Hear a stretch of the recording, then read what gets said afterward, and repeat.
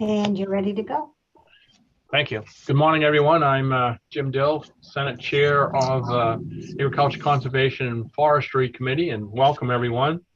On the agenda today is we have 3 work sessions: LD 856, an act to balance renewable energy development with natural and working lands conservation; LD 1984, resolve authorizing the Director of the Bureau of Parks and Lands to renew a lease of certain land in Aroostook State Park to the Federal Aviation Administration. And then LD 1942, an act to make changes to the state's hemp program. They're still working on that. I believe Representative O'Neill and some folks are still working on some of the language and pieces to that, so we won't take that one up today. Hopefully it will be available for Thursday, and that will be the plan at the moment. Then we have language review for LD 1075, an act to protect public lands, and probably a reconsideration of that vote also. And then that will be followed by a budget work session, both today, and that will be finished up hopefully on Thursday. So that's a quick agenda for today. So without further delay, I will go around and have folks introduce themselves. Start with Representative Underwood.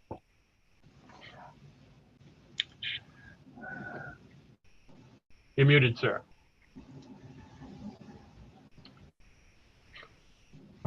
Representative Underwood, you're muted. Thank you. Thank you. I'm Joseph Underwood, representative from Presque Isle, District 147 in central Aroostook County. Good to see everybody this morning, and good morning. Morning. Representative Schofield. Good morning, everyone. My name's Tom Schofield, and I represent House District 112. I live in the town of Weld. I represent 17 towns and townships in Franklin and Somerset counties, the High Peaks region of Maine, and it's very, very windy up here today. Representative Landry. Good morning, Senator Dill. I'm Scott Landry. I represent the towns of Farmington and New Sharon in District 113. Senator McCray. Yes, thank you, Mr. Chair. I'm Dave McCray, District 148, up in the central part of Aroostook County. I'm en route to Augusta, so I'm pulled over. I'm not driving with video on, but I will turn the video off and listen in as I go. Thank you. Representative Hall. Good morning, Randy Hall from Wilton, and I represent the rest of Franklin County. Senator Maxman. Hi, I'm Chloe Maxman. I represent Senate District 13, which is Lincoln County, plus the towns of Washington and Windsor. House Chair O'Neill. Hi, my name is Maggie O'Neill. I represent House District 15, which is in Saco. Representative Pluker. Thank you, Mr. Chair. My name is Bill Pluker. I represent House District 95, which is Warren, Hope, Appleton, part of Union. Representative Bernard. Senator Dill, thank you very much. My name is Sue Bernard. I represent Caribou, Westmanland, and New Sweden, home of the National Weather Service in Caribou. And today we have some snow and blowing snow, a little bit of sleet, but all that's supposed to go away very soon. Representative Osher. Good morning. I'm Lori Osher. I represent District 123. That's the majority of Orono, and it's the home of the University of Maine. Great, thank you. I don't think I've missed anybody. It jumps around a little bit occasionally here. And our clerk today is Cheryl McGowan, and our analyst is Karen Neto. And just remind everybody to please keep your microphones muted until you're ready to speak. That way it'll cut down on background noise. And as I said, I'm Jim Dill. I represent Senate District number 5, which is Northern Penobscot County.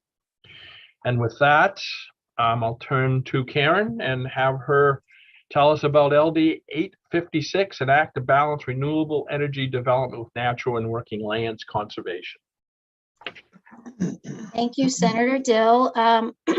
So this was a concept draft that was carried over, and we had the public hearing last week, and the sponsor of LD 856 put together a proposed amendment which would replace the concept, and that is what those who testified base their testimony on. So I guess I'll just quickly go through what the amendment does. And you all received a copy of Representative Berry's proposed amendment. He sent it out to ACF committee members and interested parties. So sections 1 and 2 set up section 3, which directs the governor's energy office to create and maintain a publicly accessible database of fully permitted or constructed energy projects utilizing renewable resources that may be used to identify land use trends and potential natural resources impacts. Section 3 makes changes to permit by rule under Title 38. So current law requires the Commissioner of Environmental Protection to decide whether an application for a permit under Title 38 meets the permit by rule requirements in statute within 20 working days. Cheryl, could you mute? There we go. We're all set now. Current law provides that the Commissioner of Environmental Protection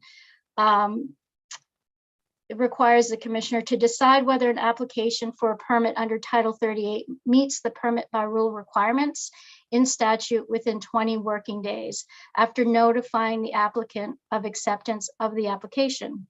And what the amendment does, it requires the commissioner to decide whether an application to undertake an activity that requires a permit pursuant to the site location of development law in Title 38, if it meets the permit by rule requirements in statute within a time period set pursuant to statutes in Title 38. It's section 344B, and this section regulates timetables for processing permit applications. The next section 5, which is unallocated law, requires the governor's energy office in collaboration with DACF, PUC, other state agencies, stakeholders, research institutions to develop a plan to implement a dual use energy pilot program, and requires the governor's energy office to submit a report with a plan for implementing a pilot program to the joint standing committees of the legislature having jurisdiction over ACF, energy and utilities, and environment and natural resources no later than March 1st of next year.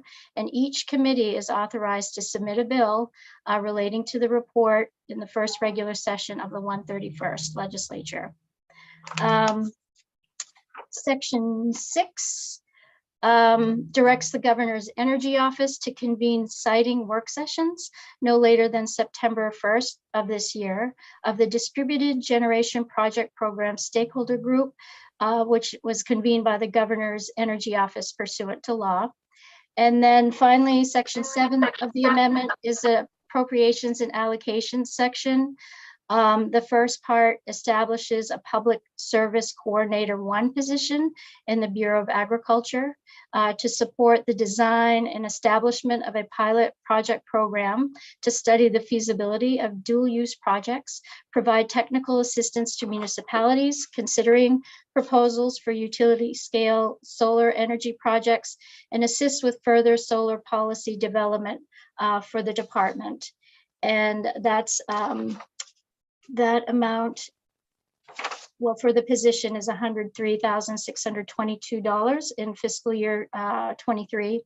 And then it also establishes 1 position in the governor's energy office to develop and maintain information technology and databases, including publicly accessible databases, and to coordinate management with municipalities, develop the database and other research needs.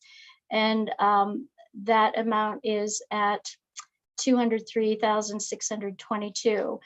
There were also some other little pieces in here, but the total appropriations would total $311,146.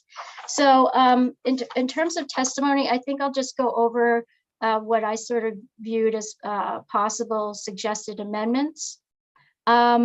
The governor's energy office said that they're open to moving forward. I'll need to reconsider it. Oh.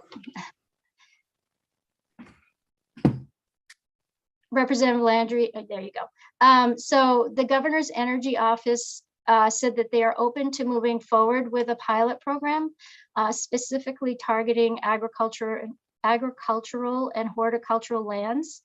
But they did say that the committee may want, you may want to expand the type of projects to be considered for pilot projects to solar projects deployed in conjunction with other activities, such as solar deployed in canopies over parking lots or floating in certain controlled aquatic sites were a couple of the examples she gave.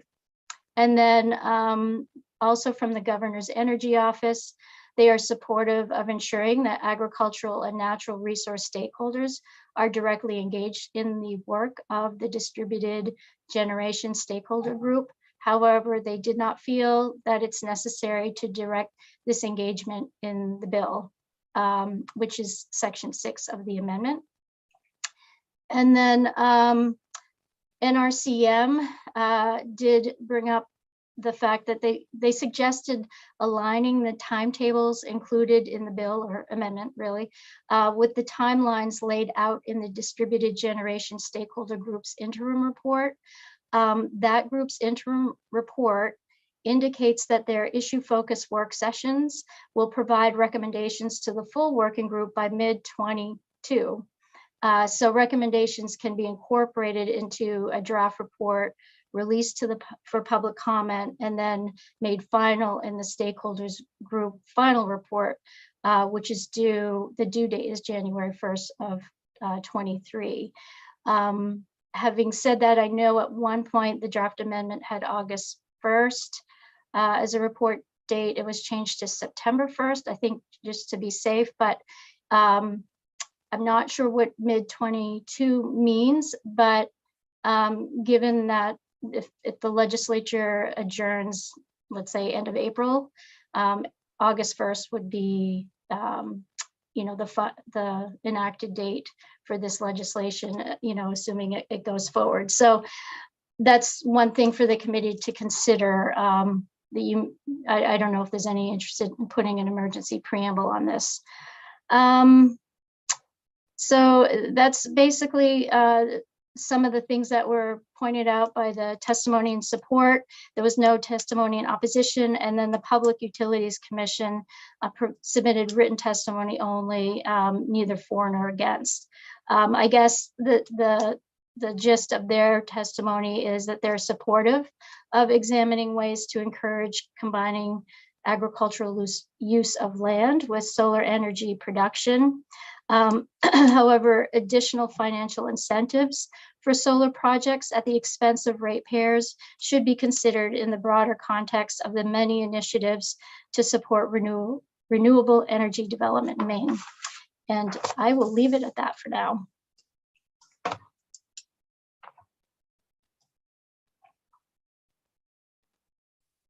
Thank you, Karen. Are there any questions for Karen?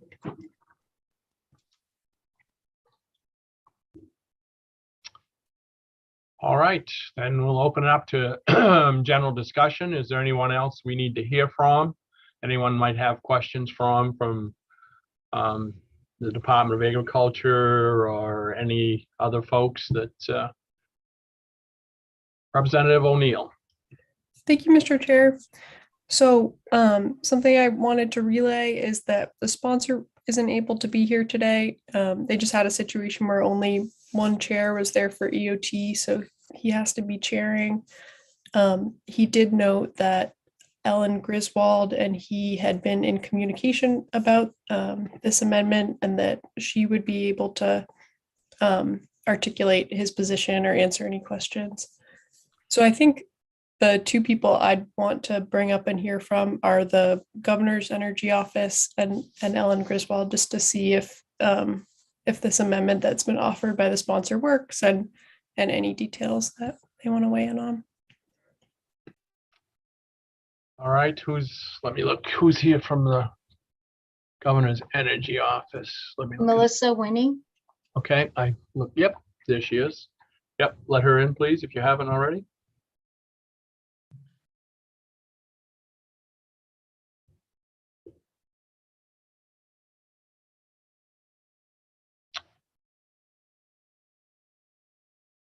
Representative O'Neill, did you have some specific questions for either Ellen or Melissa?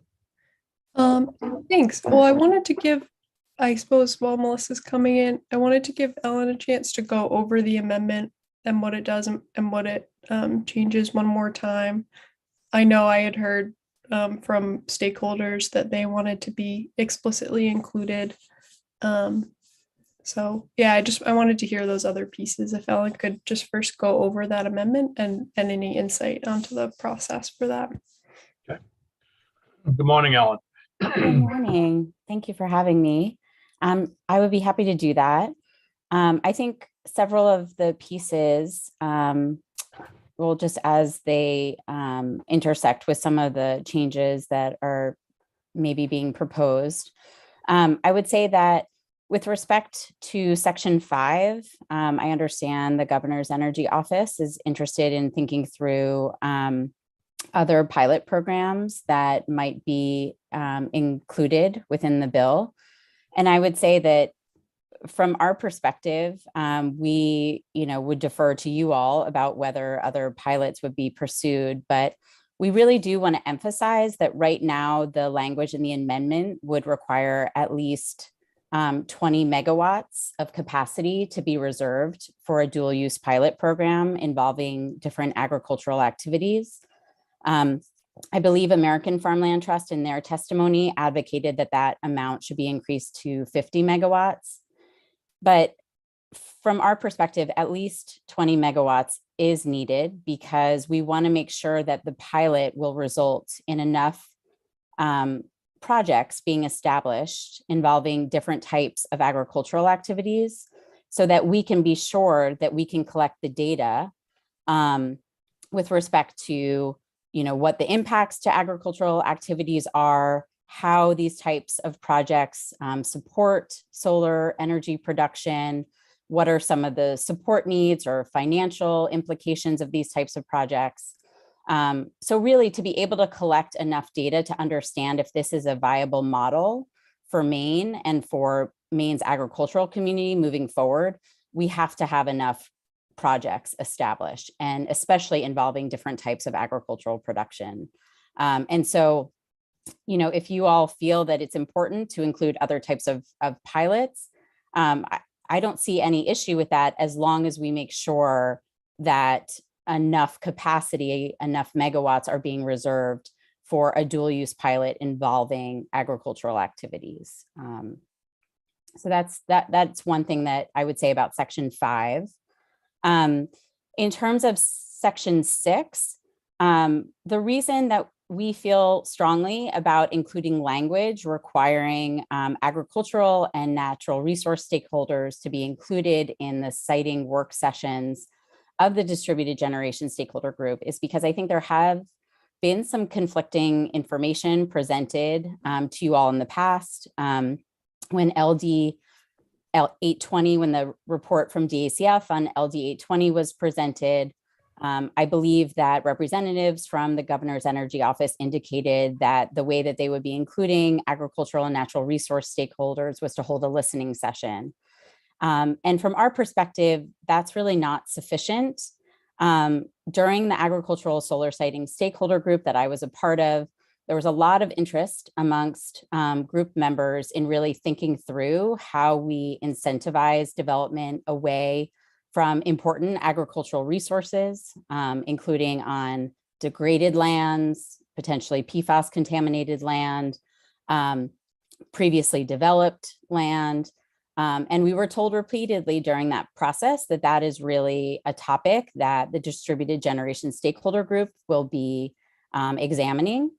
And so we included a recommendation within the report that agricultural and natural resource stakeholders like farmers, ag support groups, natural resource groups, really have a seat at the table and can be involved in developing those types of policy recommendations. And so really the language that's in Section 6 just provides more detail about how that inclusion could function so that we make sure that there's meaningful conversation around these really important topics that could have really profound impacts on important agricultural and natural resources in the state. And so I think that is really the purpose of Section 6.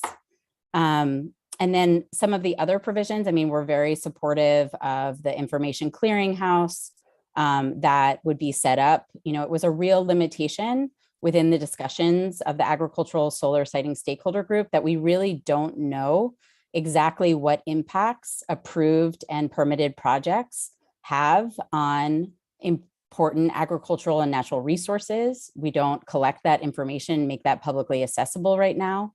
So we have some more sort of larger sets of information for projects that trigger site law, but some of those projects won't be developed, and projects that don't trigger site law won't be included in those trend analysis as well. And so we really need just to be able to figure out how development is progressing and whether we're overdeveloping in certain areas. We really need to make sure that we have that information data, you know, clearinghouse.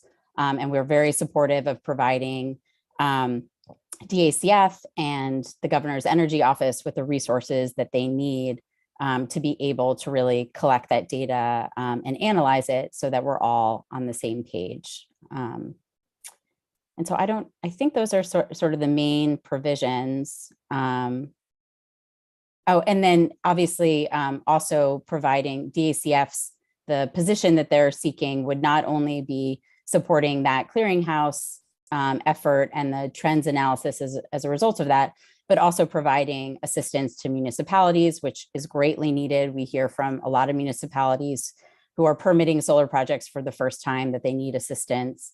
So I think that's really important. And just having, you know, a dedicated staff person at DACF who's able to help with the development of solar policy is really important as well. Representative Hall. Thank you, Senator Dale, and thank you, Ellen, for bringing that. Could you go into a little more detail as to who is on this stakeholders group? I know you keep mentioning the stakeholders group, but who that might involve? Yeah, well, it is very confusing because there's sort of two stakeholder groups that are kind of involved. There was the one that was instituted by LD 820, which was the Agricultural Solar Siting Stakeholder Group. And that was the report that you all received a briefing on, was, you know, based on the recommendations of that group. And it included some farmers, some ag support organizations like myself, Maine Farm Bureau. It included some municipal officials as well as solar developers and the Maine Renewable Energy Association as well. And then, you know, as I mentioned, you know, we weren't able to really delve into the details in that group of how we incentivize certain types of projects, like on previously developed land, contaminated land, et cetera, because that's been reserved for the distributed generation stakeholder group, which is another group that's being convened by the governor's energy office. And includes some solar developers, an economist, some organizations representing, there's a person participating who represents sort of a conservation environmental interest organization. But there's no one on that group that represents agricultural interests. And that's why we really feel like it's important to have agricultural stakeholders be a part of those discussions, because those interests are not currently represented.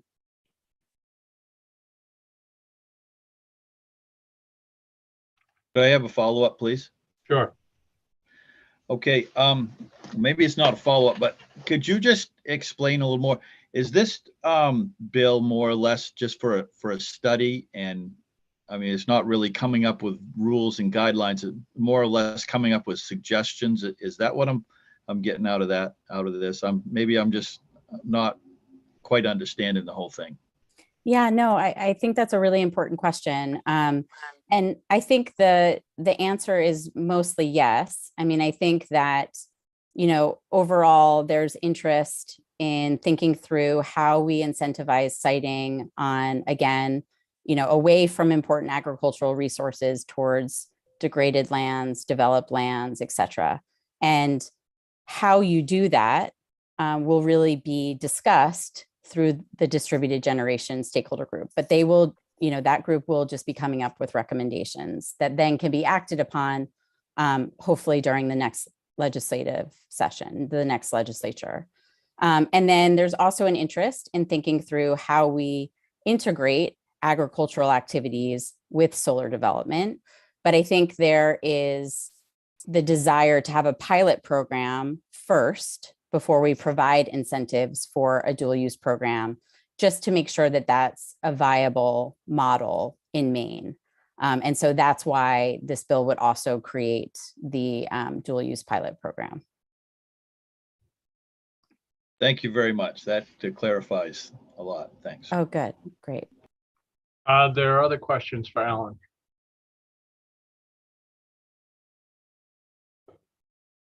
Representative O'Neill. Thank you, Mr. Chair. I feel clear about the content of what Ellen presented, and something I wanted to ask the governor's energy office about the suggestion about clarifying funding. I wondered if this amendment clears up that issue that had been raised about that. Welcome, Melissa. Great. Thank you, Senator, and thank you, Representative, for the question. I am Melissa Winnie. I'm an energy policy advisor in the governor's energy office. Thank you for the opportunity to come in and speak about this piece of legislation. So to your question specifically, Representative, we did want to clarify the funding request that's included in here. And so there's two pieces of it that we're requesting. The first is for a position, and that's where the mistake is. We should have requested $150,000 for that. That's typically what we budget for new positions in our office. And then we also included $100,000 that would help in developing the proposed database, research to support the development of that pilot program, and other related research needs. So that was on that component of the fiscal piece of this. I'd be happy to speak to other components of this as well if that would be helpful. Thanks. Does that language address what you raised? So it's good to go, or we need to make a change with the analyst to fix that? I'm not sure I know what language you're referring to. The proposed sponsors amendment that's on the committee materials. So the one that I'm seeing on the website looks like the original sponsors amendment. And that one does not, I'm not, I don't believe that has the updated funding amount. It doesn't look like it does. Okay, so that I'm just gonna put a pin in that and then go back to Ellen and ask if that is something that we could add, if that makes sense. And just to note on that too, the way that it's laid out in the language now, it looks like it duplicated a couple of the requests. So I think that needed to be cleaned up regardless in terms of the GO's funding. I can't quite hear. It's like a little bit faint. Yeah, sorry, I've been having trouble with my audio. In the sponsors amendment, it duplicates the GO's funding request, and so I think that needed to be cleaned up anyway. If I'm looking at the Okay, I think that's something we can fix, and we appreciate the flag. And I'll just want to confirm that with Ellen in a second. Just a second, Representative Karen, did you have something you wanted to say on that?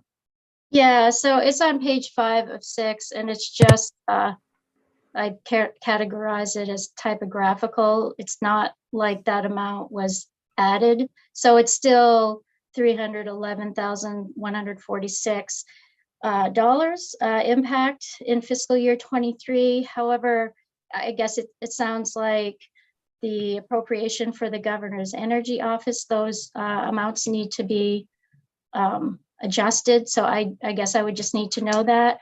And typically the OPLA analyst doesn't draft appropriations and allocation sections. So in a way, it doesn't really matter, because once, I mean, it does matter, but the Office of Fiscal and Program Review fiscal analyst would contact the appropriate agencies in development of the fiscal note. So I think this would all get sorted out anyway, but I guess it would be helpful to know from the Energy Office what the expected, or what they need, so that Michael Russo doesn't call me and say, why does the committee amendment say something different? So That's helpful. Thanks. That's something that folks can sort out. And then my only other question was about something that represented a shift for me was looking at beyond ag stakeholders to generally dual use. And it's something that personally I'm open to, but I want to make sure we create a clear lane and maintain our focus on the ag stakeholder piece.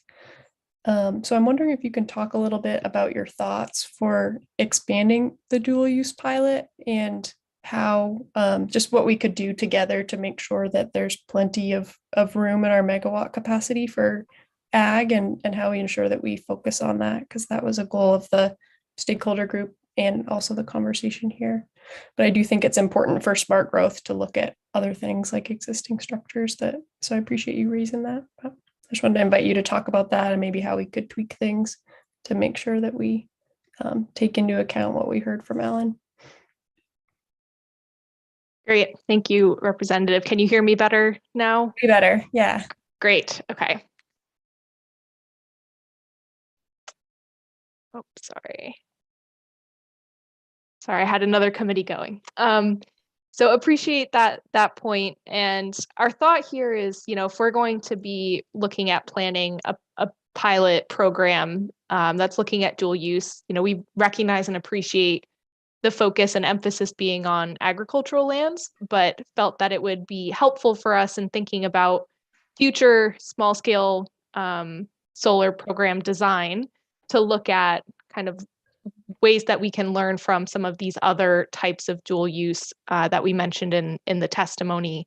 And so we did provide some language to the sponsor for a way to kind of broaden the language in Section 5. We're open to increasing the megawatts to consider within that program, and working with committee members here and making sure that there still maintains that emphasis on agricultural lands, but does allow kind of the definition for dual use project to maybe be expanded to mixed land use system, combining another primary use of land with solar energy production. That was one kind of example of how we could expand that. But I think increasing the overall megawatts for the program we'd be open to, and broadening the definition of dual use while still maintaining language that focuses on agriculture, agricultural lands would be much appreciated from our perspective. Okay, thank you. And I wanted to, and Mr. Chair, I don't know what you think about process, but I feel great about what's been proposed and process that we've gone through, because the big things are making sure that ag and natural resource folks are explicitly included, just so that's clear and everybody knows where they stand. I'm good with adding that piece from the sponsors amendment. And there was the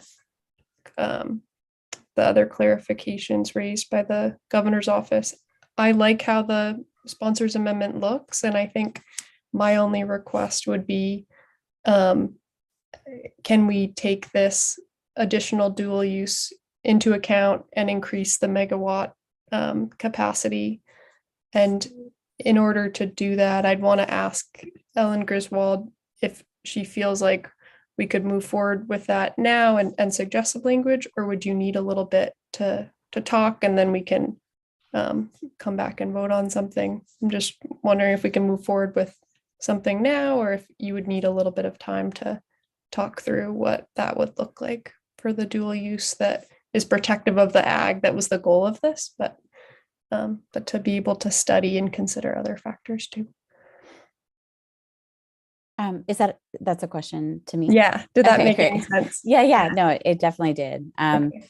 So, I mean, I would be happy. I don't know if Melissa or the governor's energy office has a proposal for the sort of reserved capacity, megawatt capacity, that would be sort of the floor for both the agricultural dual use pilot and then what she considers would be sort of a reasonable amount for other types of dual use pilots or other types of pilots.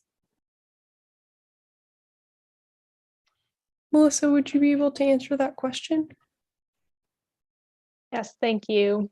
Haven't given particular thought. The idea of expanding to an additional megawatt is a little bit of a new idea, but I think, the original amendment offered up to 20 megawatts. So maybe we ensure that there are 20 megawatts directly for agricultural use and then increase the overall program size to 40 or 50 megawatts could be one way to do that. Thank you. Yeah, that was something I heard is at least keeping 20 megawatts for ag, and I think that works for me. Either 40 or 50 works. And I think something that we could do is if we decided to move forward with it today and you both want to connect and you think, like let's say we go with 50 and you want to connect and say that 40 is better, something like that. And we could take that into account on language review, but just in the interest of knowing that we got to wrap stuff up by Friday, getting it moving. So I think when folks are ready, I'd like to make. Yeah, we got a couple more questions. And before I move from Melissa, I was having at first a hard time understanding her, as I assume everybody was. Would you give us the figures again that you said was needed? Was it 150 and 100? Is that what I heard? Okay. That is correct. Because I knew Karen wanted those. I wanted to make sure that we got them correctly. Representative Underwood. Yes, I move not to pass on this bill, please. I'm not going to ask for a second on that yet, Representative, because Representative O'Neill said she wanted to make a motion, but I'll come back to that in a minute. I will finish with hands that are up. Representative Schofield. Thank you, Senator Dill. I am curious about the fiscal note. That could be explained a little bit. I mean, this seems like this is more or less, to put it in kind of simple terms, a study. And it seems to me that that's kind of a pricey study. So if that fiscal note could be explained, I don't know if Melissa or Ellen would be the best one to ask, but whoever might be able to explain that, I'd appreciate it. Thank you. Melissa, you want to take a stab at it, or? Okay. That would be great. Thank you. And thank you for the question. We have the funding for the staff person is one piece of that. And we see that person as someone who can help to develop and maintain the proposed database, potentially coordinate engagement with and provide technical assistance to municipalities that are considering proposals of renewable energy, and support the design and establishment of that pilot project program. The additional funding, I think a good portion of that we would need in order to develop and maintain the database that's proposed in the amendment or in the language, as well as supporting some of the research that would need to go into the pilot program design. So those are the two components that we see primarily needing the additional funding, are the database and some of the research and potentially other kind of information that could be contributing to the development of that program. Thank you. So it sounds to me like a big chunk of it is personal services. Is that right? The majority of what we're requesting would go towards bringing on the additional staff person that could help. Thank you. There are other hands up. Representative O'Neill. Thank you, Mr. Chair. So before I make my motion, I wanted to, I realized that Director McBrady was here and I didn't give her a chance to talk about the stakeholder process and just remind folks about why it was important and why we're here having this conversation after the process and the recommendations. Would you like to have her come in, or is she? Oh, she's already in down there. She Yeah. snuck in. Thanks. Good morning, Director. Good morning, Senator Dill, Representative O'Neill. Thank you for the opportunity to join everyone at the Ag Conservation and Forestry Committee today. Thank you for bringing me in. Yes, everything that has been stated by both Ellen and Melissa, the department agrees with and wholeheartedly supports. The work that has been done leading up to this bill has been copious in terms of aligning and prioritizing next steps around thoughtful solar siting, in particular on agricultural lands in the state. And now is the time to act with this bill to get more work going. In particular, the study, as Representative Schofield mentioned, these are really important in order to really stand up the next phase of all of this work. And to put a finer point on the department's fiscal note to this, we currently, despite very much wanting to move forward with all of these activities, do not have appropriate staffing right now for that. We absolutely need to bring on someone with the training and the expertise in solar to help move the department to where we want to be, in particular with municipal outreach and the help with the plan for the pilot program. So again, all of the work that has gone into the solar stakeholder group, we've talked about from 2021, and now going into the next phase really is contingent upon this bill and the support and the funding for all of it. Happy to answer any particular questions at this point. Are there other specific questions for Director McBrady? Representative Pluker. Thank you, Mr. Chair. Director McBrady, we have one position going to DACF through this bill. Is that sufficient for the quantity of work that is? It might be sufficient for this bill, but I guess I'm asking a broader question more about the budget that we're going to be discussing later. When we're talking about solar siting and DACF's, trying to help municipalities with that, trying to protect farmers, how many positions does DACF really need for that work? Well, as we put into this bill, we need one full-time for sure, in particular around building out the pilot program planning. I think that this person, provided they're super efficient and really good at their job, I think would be able to do more than just that work. I think that if we had the opportunity to bring in potentially another person to assist with municipal work as well, that would be welcome. It is going to be a full plate. I don't want to imperil this bill from moving forward, however, so I want to put it out there that we will be very happy with this one person full-time, but if it's we're certainly open to expanding our capacity beyond that too. Okay, I look forward to continuing the conversation in the budget aspect. Thank you. Thank you. Other questions? All right, I'll go back to Representative Underwood. He made a motion not to pass. Is there a second to that?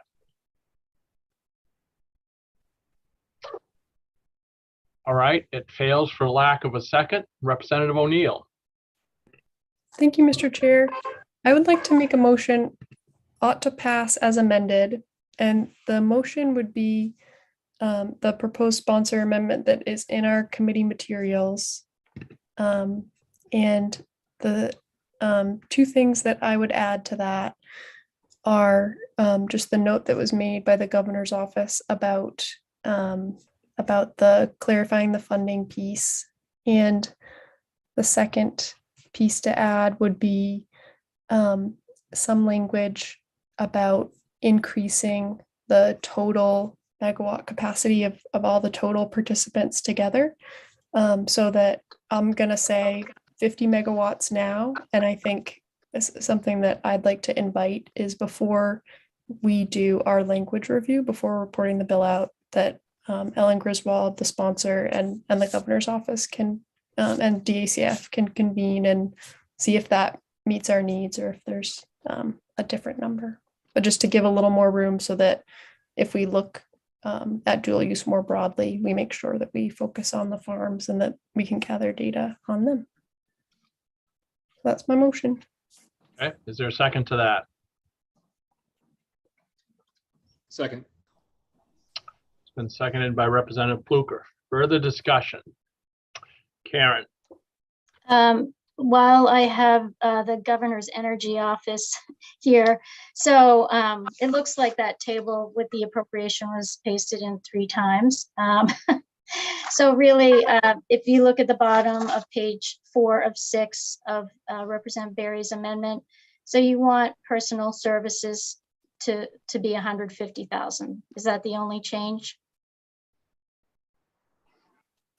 Because all other is 100,000. Yes. Is that correct? That is okay. Okay. And I can take a stab at the language, and I'll work with the governor's energy office, the Department of ACF, and Maine Farmland Trust on the other amendment to this. Okay. Further discussion, Representative Underwood. Hi, yes, how much from 20 megawatts to 50 megawatts, how much farmland, agricultural farmland, specifically Aroostook County or some of the western counties outside of south of us, is going to be needed to produce this amount of electricity? In other words, if once a solar siting is set and approved, they build the solar, I assume it's going to be windmills versus, and how much agricultural land are we going to lose? And it probably will be permanent. Thank you. I think the agricultural land there, when we're talking about 20 megawatts, Representative Underwood, and the others are, the rest of them 50 in this case are at other locations, but I will go back to Representative O'Neill for that answer. Is that what you were proposing, Representative O'Neill, was 20 for agriculture and then 30 technically for other things? That's what I was proposing. Yeah, subject to review by stakeholders if they want to think about it a little more. And I'd welcome anybody that wants to address this because I'm no energy expert, but it's my understanding that this is happening anyway. We're just trying to gather data, like you said, and think about how to engage in smart growth and just be more planful about the process. So it does address the what you're raising, which is losing farmland, and how do we be more thoughtful about the process and get municipalities resources they need, all that good stuff. And perhaps Melissa, do you know the answer? I know we've had it before. To produce 20 megawatts of electricity from a solar farm, what acreage is needed? Approximately. Yes. Thank you, Senator. Yeah, so it's typically about 4 to 5 megawatts per acre. And just to reiterate, the idea of this pilot is really focused again on dual use. And so this would really be configurations that enable continued agricultural or horticultural production with the solar. And I'm sorry, that's 4 to 5 acres per megawatt. Okay. Does that answer your question, Representative Underwood? Yes, thank you. Thank you. Any further discussion? Representative Pluker. Thank you, Mr. Chair. I'm in support of this bill, mostly out of respect for the process that folks have gone through in creating it. It's, to some degree, it's been inclusive and it's been ongoing.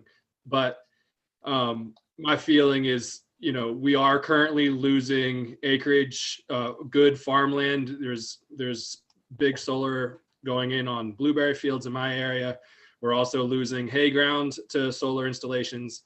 My feeling is we do need to move forward as a committee, not in this bill particularly, but we do need to move forward with protecting our farmers and protecting our agricultural land. I do believe that it can happen simultaneously, get solar going and protect our agriculture, but we do need more oversight, is my feeling, in the long run, to help our farmers both make the income from the solar that they need, but then also maintain the food production, which we also need as a state. Thank you very much. Thank you. Any other discussion? All right, seeing none. Cheryl, would you call the roll, please?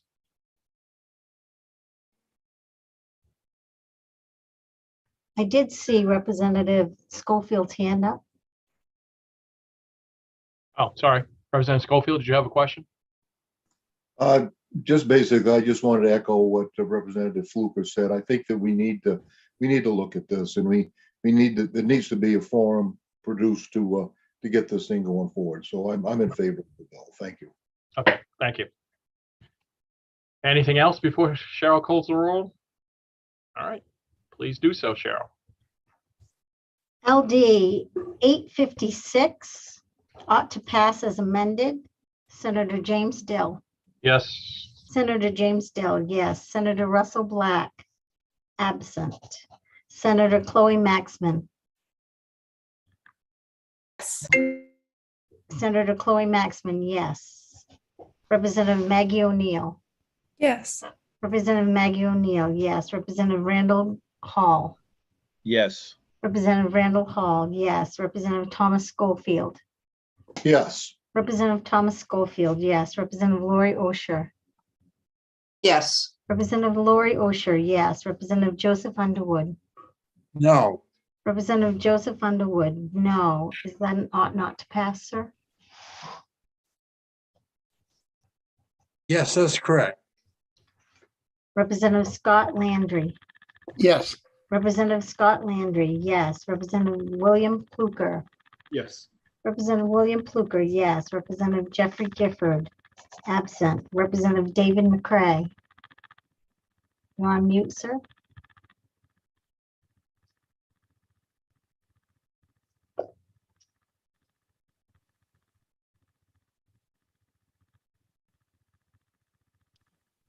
There you Yes. go. Representative David McCray, yes. Representative Susan Bernard. Yes. Representative Susan Bernard, yes. 10 yes. 1 ought not to pass, and 2 absent. Okay, on LD 856, an act to balance renewable energy development with natural and working lands conservation passes 10, 1, and 2, and 2 absent. And I will close the work session on LD 856, and we'll open up the work session on LD 1984, resolve, authorize, and direct the Bureau of Parks and Lands to renew a lease of certain land in Aroostook State Park to the Federal Aviation Administration. And would you let in Director Cutco in case there's any questions? I Please. will.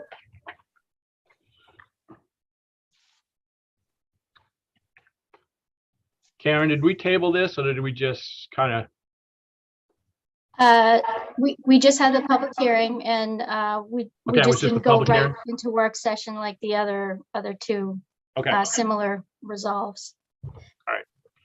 was the other ones we were in the work session? Okay, thank you. All right, go ahead, Karen. So this resolve authorizes BPL to lease a 1/4 acre of land at Aroostook State Park in Presque Isle to the Federal Aviation Administration to continue to provide an outer marker light and compass locator elements for the airplane landing guidance system for Presque Isle International Airport. We only received testimony in support of the bill. The Bureau said they first issued a lease to FAA in 2002. We heard that the facilities are critical to the communications and flight management system servicing the Presque Isle Airport. And the existing lease will terminate on September 30 of this year, and FAA has requested a new lease. Representative Bernard had a question at the public hearing. It was, her understanding that facilities had been decommissioned, so she wondered why FAA has requested a new lease. So I'll basically read excerpts from the Bureau. The Bureau did look into this. I'll just read an excerpt from their email. So the communications facilities on this lease have been decommissioned, as Representative Bernard said, and the site is on a federal list to be dismantled, which will involve removing the equipment and restoring the site. The FAA is lagging in this process and has estimated that the work will occur in late fiscal year 2024. Because the existing lease expires in September of this year, the FAA would like a new lease to be issued, but for a shorter term to allow this work to occur. And then there was a follow-up email based on further correspondence with FAA. We understand that a 3-year lease will be sufficient to dismantle and restore the site. And that's all I have. Questions for Karen? Seeing none. Representative Cutco, is there anything you want to add to the discussion since we have you here? No, I think Karen covered it well. I'm not a representative. I am the director. Sorry, just going along. That's quite all right. Not there yet. All right, thank you, Director. Representative Bernard. Thanks very much. I just want to make sure I understand. You mentioned that everything will be decommissioned as of 2024. Is that right? But you need, but they are asking for a 3-year extension. Is that just to get? Pardon? My understanding in the communications back and forth with the FAA is that you are in fact correct that the site has been decommissioned. It is on a federal list for them to actually dismantle it and restore the site to more natural conditions. They are backlogged because of COVID and hiring contractors on that list. So while they've said 2024, we've discussed giving them a 3-year lease just to give them a little wiggle room to make sure they can get that work done. Are there any other questions, comments? All right, I would like to hear a motion. Representative Schofield. Yeah, I think it's prudent to allow them a little extra, as Director Cutco says, wiggle room. We all know how contractors are. If you've ever contracted to have anything done, you know that they'll promise you everything and then a year and a half later show up. So I think it's prudent. We do want the site taken care of. We do want the site cleaned up. And if it takes a little extra on the lease to make that happen, I think that we should do it. And I would move this ought to pass. As amended. Ought to pass as amended? Yep. Seconded. And who seconded that? Representative Underwood? All right, it's been moved and seconded. Karen? I don't believe an amendment is needed. Okay, I thought we did where it was 3 years is all. Yeah, the term, I don't know, I guess you could ask Director Cutco that, but the term of the lease wasn't in the resolved originally, okay. So unless. I just thought where it was a standard lease of whatever that they're giving them a shorter lease, I didn't know if it had to be, but it's fine. If it just says 3 years in there, it says 3 years, I guess. It's silent on the term of the lease. Mention the time, so I don't think an amendment is needed either. Okay. All right. Any further discussion? Seeing none, I see 2 hands up. Those up from before, Representative Schofield and Underwood. Yep. Okay.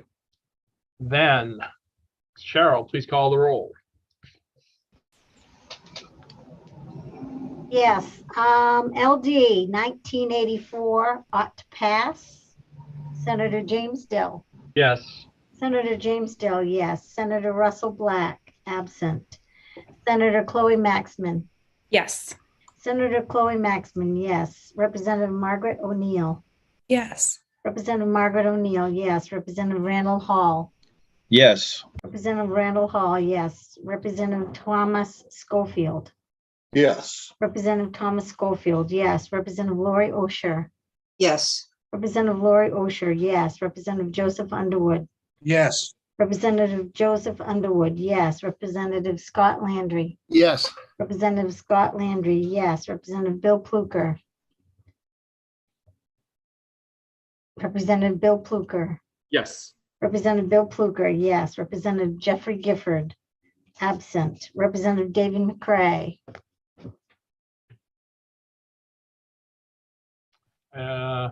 He's muted at the moment. Yeah.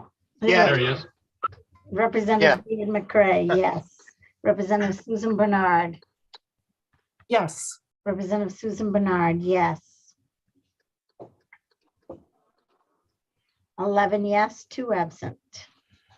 On LD 1984, resolve authorizing the director of the Bureau of Parks and Lands to renew a lease of certain land in Aristic State Park to the Federal Aviation Administration ought to pass. Is 11 in favor, none opposed, and 2 absent. So it passes.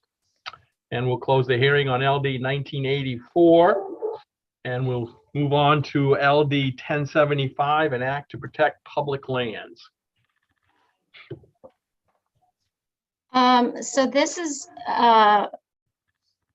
something that's already been voted, but I think at language review, there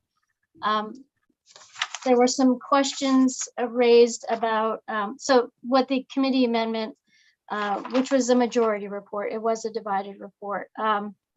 It would have required, in addition to the Bureau of Parks and Lands as proposed in the bill, to also have the Department of IF&W and Baxter State Park to adopt rules that establish an evaluation process for determining if a proposed activity on designated land would cause the land to be reduced or substantially altered, because we heard at the public hearing and work sessions that not just the Bureau of Parks and Lands has designated lands, it's also those 2 other agencies.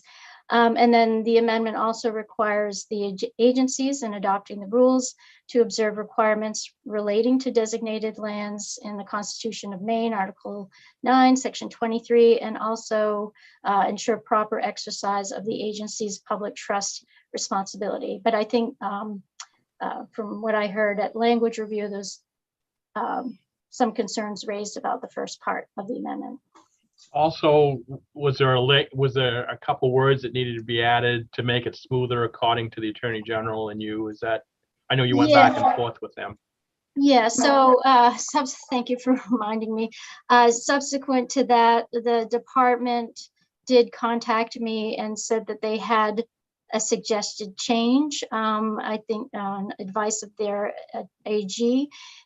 So if you look at the bill itself, in line 6, it says would cause the land to be reduced or, so they suggested adding the uses of the land before substantially altered.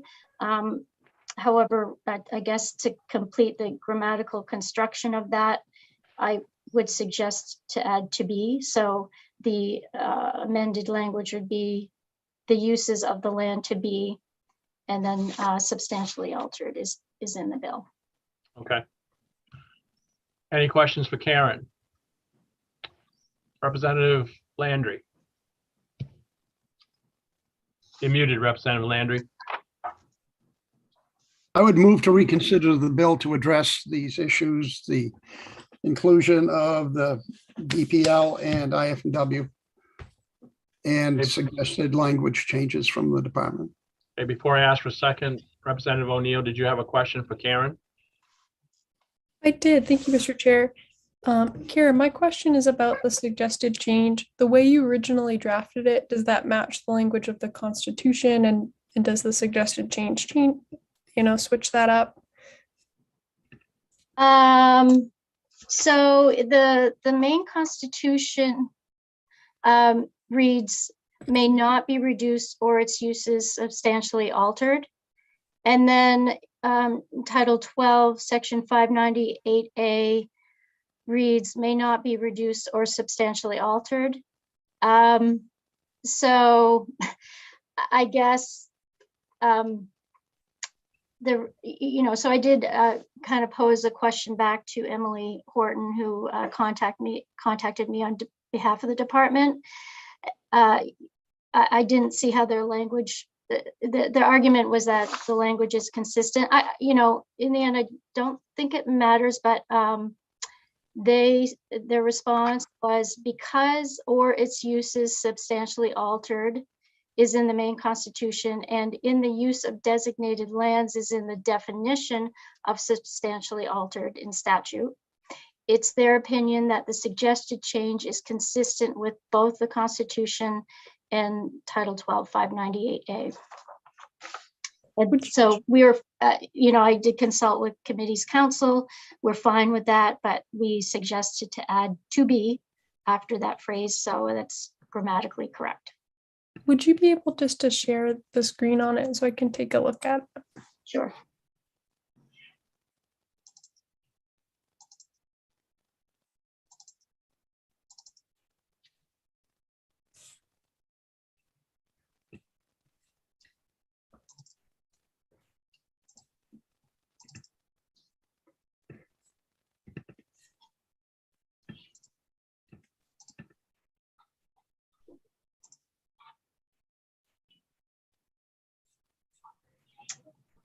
So,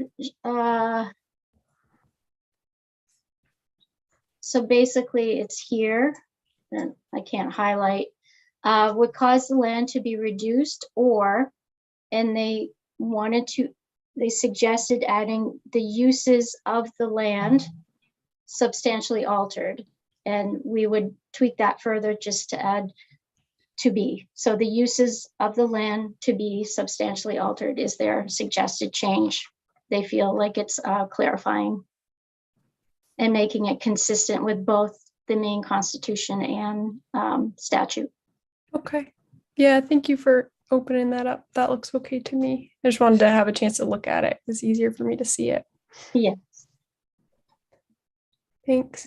And something I wanted to propose, if we could add it to the motion, is I'm okay with focusing just on BPL to start. But I would prefer to, sorry,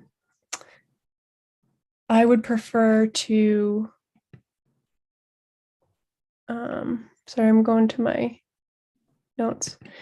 What I had in my notes is I wanted to send a letter to IFNW and Baxter State Park Authority and say, this is what we did with regard to BPL. And I think I could work with Karen on what the language of that would be, but just setting an expectation that they're subject to Article 9, Section 23, and that they'd be monitoring what BPL is doing, and that they can expect the legislature to take this up after we go through the process with BPL. But just that was where we landed, is we were going to move through with this first one. So you're suggesting that you take out Baxter State Park and IFNW for now and just send them a letter, correct? Is that what I'm Well, I think understanding? that's what Representative Landry's motion was, and I'm okay with doing that so long as we send some kind of formal statement saying you folks are also subject to this, and you should have a process as well. Okay. Is there other discussion, Karen? So far, all we have is a motion to reconsider. And we haven't voted on that. Did we vote on that? No, and I don't think there was a second yet, so Yeah, we there need wa- to do that there was- first. All right, I thought there was a second, but I'm sorry. maybe. Okay. Can I have a second to reconsideration? Yes. Okay, then reconsidered. Let's vote on that. All in favor? I think just raise our hands. Probably can see well enough. Opposed to reconsideration? All right. Okay, now we're back. Representative O'Neill. Thank you, Mr. Chair. So something I want to say is I'm going to provisionally vote for this change today.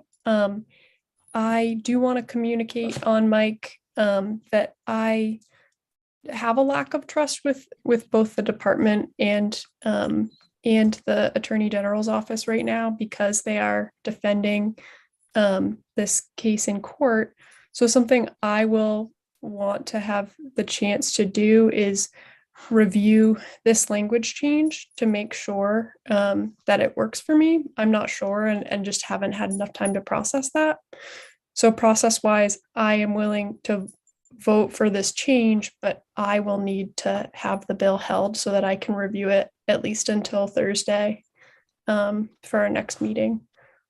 So I need a chance to review this change, and it's because I don't trust the people who are litigating to make a language change that I feel like I need to review. So, Karen. I see that Eliza Townsend has her hand raised. I don't know if that's just a remnant from before? I don't know if it's appropriate. Is it okay to bring her in if? I mean, if someone wants to bring her in, I mean, usually we don't bring people in from attendees that are raising their hand. But if there's something that Representative O'Neill or Representative Landry, who was kind of, asked for the reconsideration, and Representative O'Neill, you have some concerns still. If you think there's something that she has to add to that, then you can ask to bring her in. My guess is that's the case. Yes. All right, so bring her in, please. She's coming. Or she should be coming. There she comes.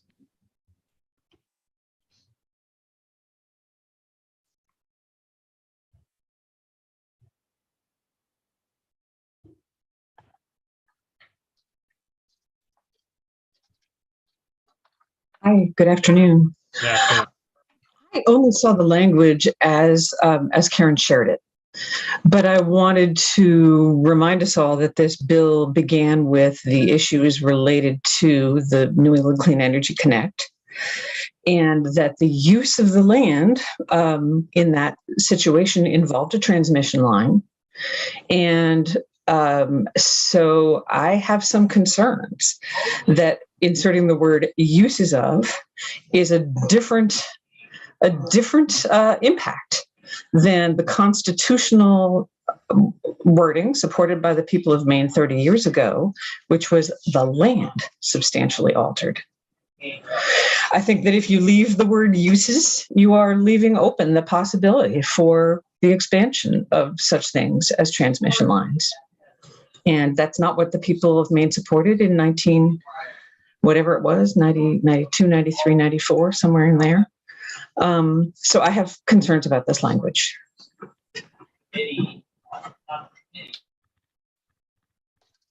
Other questions? Representative O'Neill. Thank you, Mr. Chair. Just so we don't, I'm fine with talking about it as long as folks want to, but I think just in the interest of time, I opened it up and looked at the language and uses is in there. I just would want some more time to review it. So long as we agree upon a process where we can review it on Thursday, then I'm fine with reviewing that and seeing if I'm satisfied with it. Okay. I mean, that's the process anyway, that Karen would bring it back for language review Okay. before it leaves the committee. Representative Fluker. I'm a little turned around on exactly what we're voting on. Do we have a copy of the language we're voting on? Karen, do you have a copy of the language so we can see it? Hasn't been, well, I have language that was previously drafted, but there's not even a motion on the floor at this point, so I'm not sure what the amendment is. Right. Representative O'Neill, were you making the motion, or was it Representative Landry was making the motion? Representative Landry. Yeah, you muted Representative Landry. This is the first time I've ever done this. I would move to remove Baxter State Park and the IF&W from the wording as suggested and include the changes from the department that Karen had referenced. Is there a second to that? Second. And seconded by Representative Underwood. Any further discussion? Representative Pluker. I guess I've missed something. Why are we removing IF&W from it? Personally, I don't think we have the authority to tell them to do it. That's my personal opinion, because they're not under the jurisdiction of this committee. But I think there's also a concern about what is going on outside of this committee issue versus maybe the corridor and that type of thing. And we're not sure if this interferes with it or not. So that's why I think it's been narrowed back down just to the Bureau of Public Lands. And somebody else may want to weigh in. I see Senator Maxman had her hand up next. Oh, thank you, Mr. Chair. I saw Representative McCray waving his hand and I thought he might be trying to talk. Yes, can you hear me? Yes. Okay, great. Wow. Okay, it sounds to me with the confusion that's going on, we certainly can pass this, but it sounds kind of tentatively until Thursday. Is it maybe a good idea to just table this and act on it on Thursday once we've had a chance to dig into that language?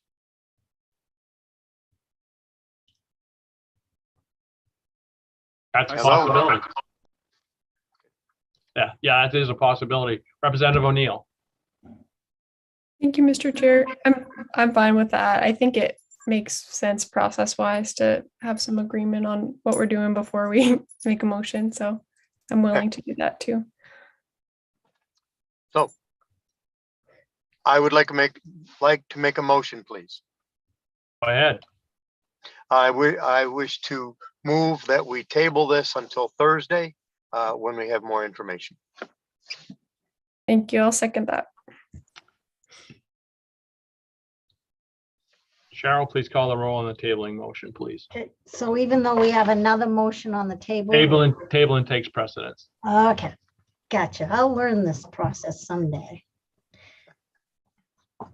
LD 1075, motion is to be tabled. Senator James Dill. Yes. Senator James Dill, yes. Senator Russell Black, absent. Senator Chloe Maxman. Yes. Senator Chloe Maxman, yes. Representative Margaret O'Neill. Yes. Representative Margaret O'Neill, yes. Representative Randall Hall. Yes. Representative Randall Hall, yes. Representative Thomas Schofield.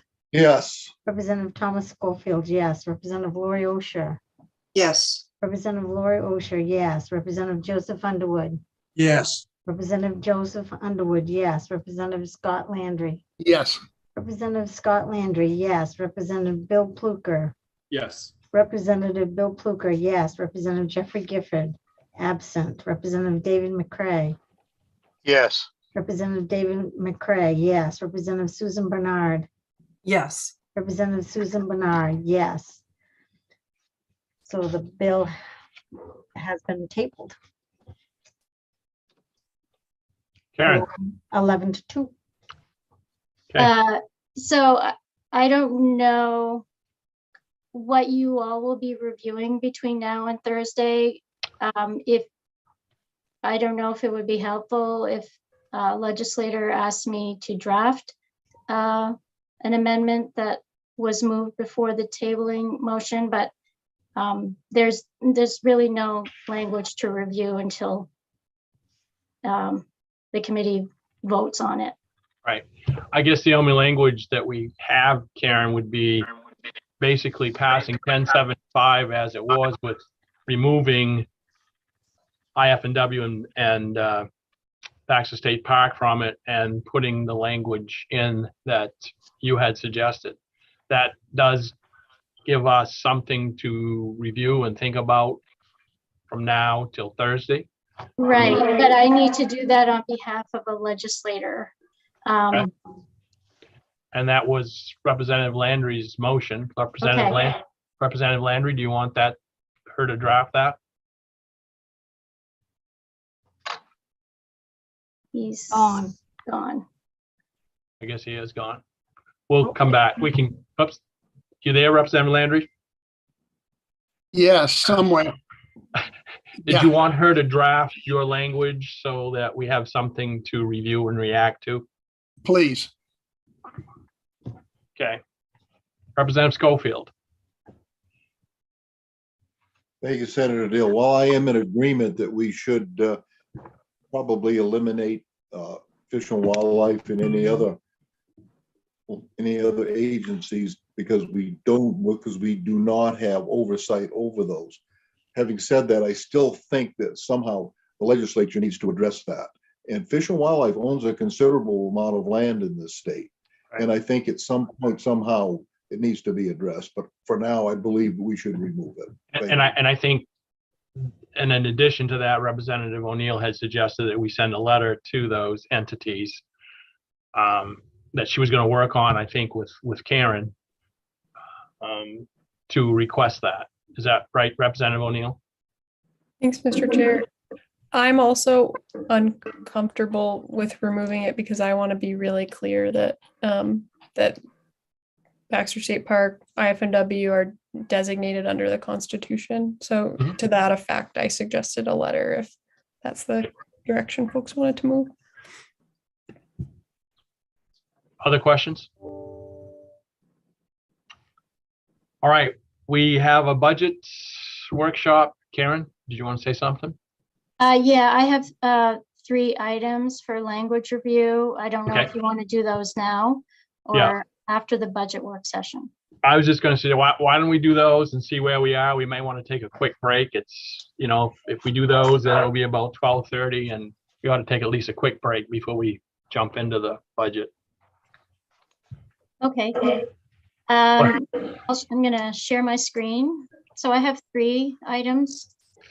The first one is the committee amendment to LD 626. If you remember, this bill was re-referred to us by the IFNW committee. So the new title is, so the original title was an act to clarify temporary mooring privileges for moorings on inland waters. This was a unanimous ought to pass as amended report. The new title, what you did is you turned the act into a resolve to direct the Department of ACF to develop recommendations regarding non-water dependent floating structures on Maine's waters. And boy, did I get questions about non-water dependent floating structures from the revisor's office. But if anyone asks you, it means they can float, but its use is not dependent on them floating. So the amendment directs the Department of ACF to establish an interagency working group to develop recommendations, including suggested legislation to define and regulate non-water dependent floating structures on coastal and inland waters. And DACF is required to consult with the Department of IFNW and other state and federal agencies as needed and seek input from essentially MMA and the Harbor Masters Association. And the department is required to submit a report to this committee no later than January 1st, 2024. If you recall, they did say this is a complicated issue and they did need that time frame. And then it gives the committee authority to submit a bill to the second regular session of the 131st legislature. And the fiscal note, there is apparently a fiscal note required. However, it's one of those minor cost increase. So any additional costs to the Department of ACF or the Department of IFNW are anticipated to be minor and can be absorbed within existing budgeted resources. So that's that one. Any questions? Don't see any. Okay. For some reason, I can't open more than one PDF at the same time. So bear with me. The next one is LD 493.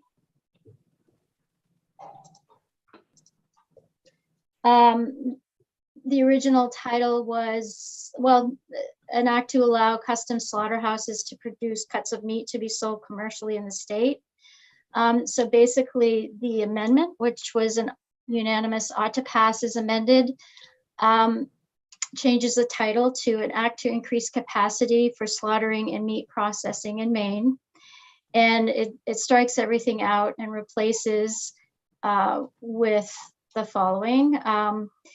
It requires the Bureau of Ag to work with stakeholders to address the state's institutional capacity for animal slaughter and meat and poultry processing. And then it requires the Bureau to submit a progress report to this committee by January 3rd of next year. And then you have authority to submit a bill. And then the amendment also adds appropriations and allocations section. And so I'll just go right to the fiscal note here. It includes ongoing appropriations of $150,000 beginning in fiscal year 23 to the Department of ACF to underwrite a University of Maine Cooperative Extension Hazard Analysis Critical Control Point position, HACCP. for assisting with developing and writing food safety plans for meat and poultry processors and seafood processors. And then it also includes a one-time appropriation of $100,000 in fiscal year 23 to the Department of ACF to support a feasibility study conducted by the University of Maine to identify financial, physical, regulatory, and cultural barriers to increasing red meat and poultry slaughter and processing in the state. And then it also directs the department to create an exploratory committee to work with stakeholders.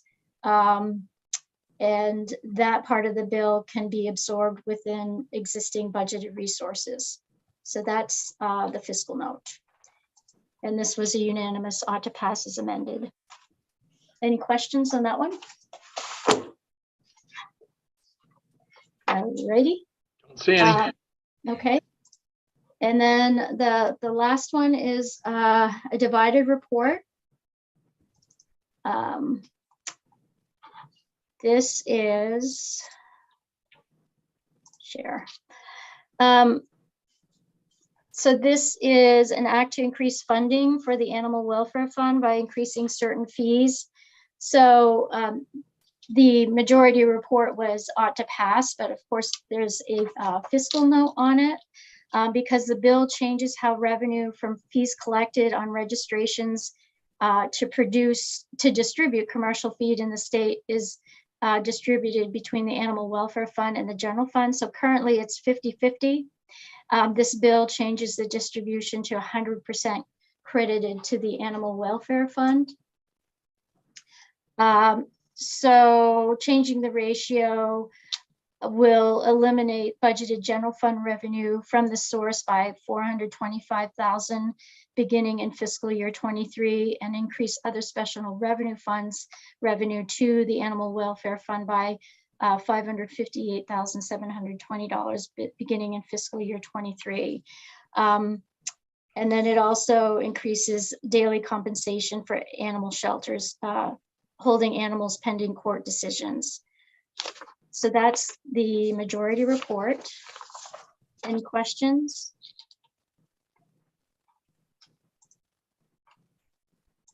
And then the minority report is where?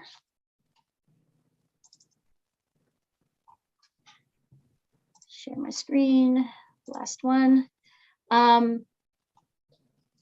So the minority report increased the registration fee to distribute a commercial feed in the state from the current $80 to $100 per product name for pet food, and from $80 to $100 per product name for all other commercial feed, and from $80 to $100 the total annual fee for a home-based manufacturer of pet food. And then it also changes the amount of fees collected from registrations to distribute commercial feed that's deposited in the Animal Welfare Fund from 100% of the fees collected as proposed in the bill to 60% of the fees collected, and 40% would be deposited in the general fund. So the corresponding fiscal note impact is $279,360. Because let's see, where does it say that? So the combination of higher registration fees and changed distribution ratio will not impact the general fund with this particular amendment, but it will result in an increase in revenues to the Animal Welfare Fund of this amount, $279,360, starting in fiscal year 23. So that's that report. So that's, any questions on that one? Don't see any. Okay, that's All right. it. That's it. Thank you. So it's 12:30. Let's take a quick break. What do you want? Is 15 minutes enough, or you want to go to a full half hour? 15? Thumbs up for 15? All right. We'll start back at 12:45. Thank you.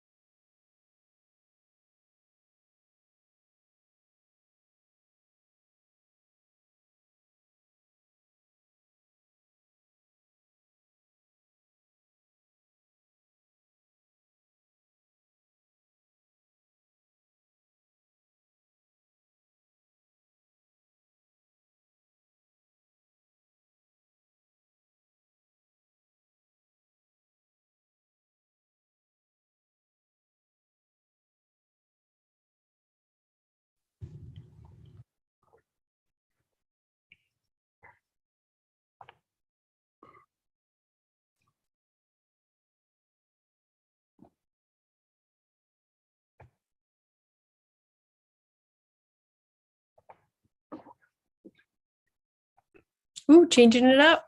Changing it up for this afternoon. Get rid of the fish. Love it.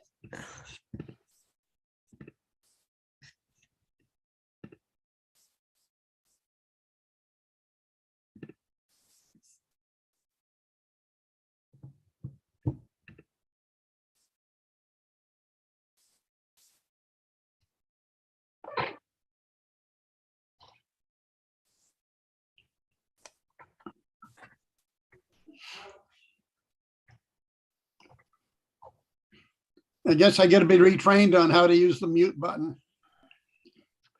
Yeah, that's Zoom 101. We'll have a meeting on that in a month and a half. Yeah, for you. sounds good. At least it keeps us entertained. Yes. Yeah, it is so bad how many times we all do it, especially if you shut it off and you've been having it on, and then all of a sudden it's like, whoops. Yeah. Right, Representative Hall? See, he's gonna unmute himself at least. So I unmuted myself, so I'm good to go. All right. And I guess you can overcome your mute button by speaking loudly. You can? I think so. It happened to me. Oh, try it again. Shut it off and speak loudly.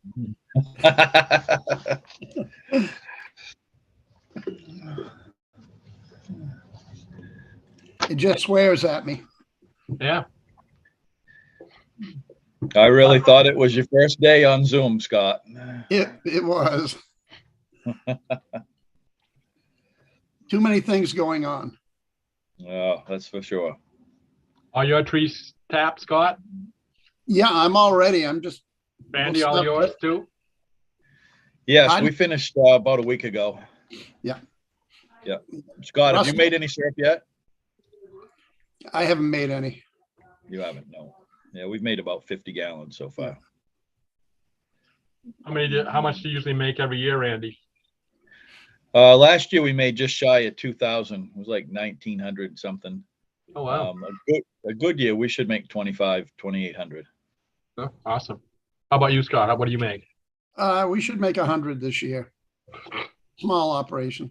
Yep. Our production is gauged on how much beer is drunk. Now, don't forget, you're still on air here, so. Beer to syrup ratio. Just as long as you don't put the beer in the syrup, I guess you're okay. So. Yeah. Yeah. More of a pleasure operation.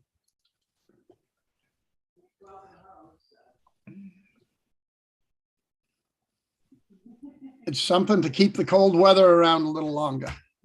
Yeah. And we got plenty of that, don't we? Well, that wind is kind of sharp today, that's for sure. Yes. It's sharp enough on the highway, I'll tell you that. Yeah, I bet it's blowing you all over the place. Oh man, it's a two-handed day. Yeah.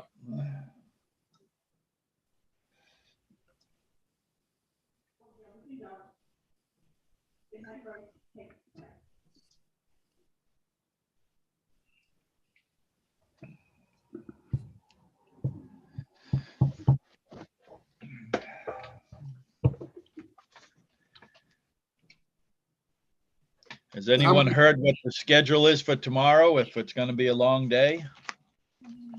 I haven't seen anything yet, so I don't know. No.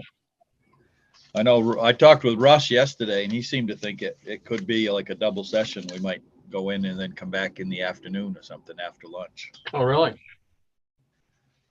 Anybody know if the mask mandate is still in place? What's that? It's optional. Is it optional now in Augusta? Is it optional? I don't know. I don't either. I hadn't heard. I thought I'd heard that. Yes, as of last It's Thursday. optional. Yeah. Last Thursday, they voted for it to be mask optional in the State House. Thank you. I was just wondering. I hadn't thought about that. Thank you. Yep.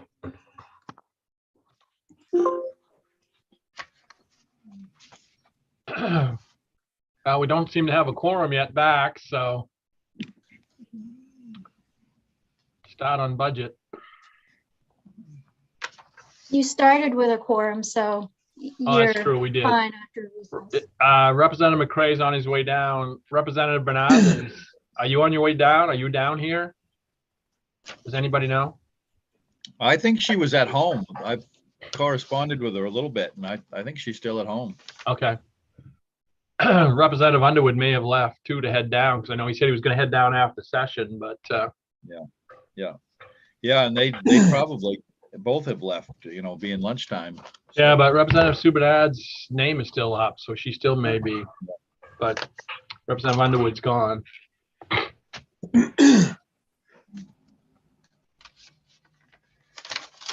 Will we have the same problem on Thursday the other way? Very possible.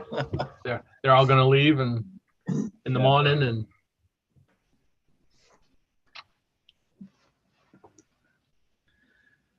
So have you given it any more thought, Jim, about what we're going to do for meetings next week? Guys, you know, We do have, we have meetings on, we have Tuesday, because we don't have session. Session next week is just on Thursday. Oh, just on Thursday. That's right. Yeah, okay. yeah. Because I was thinking it was Tuesday and Thursday, but it's the following week we go to Tuesday, Thursday.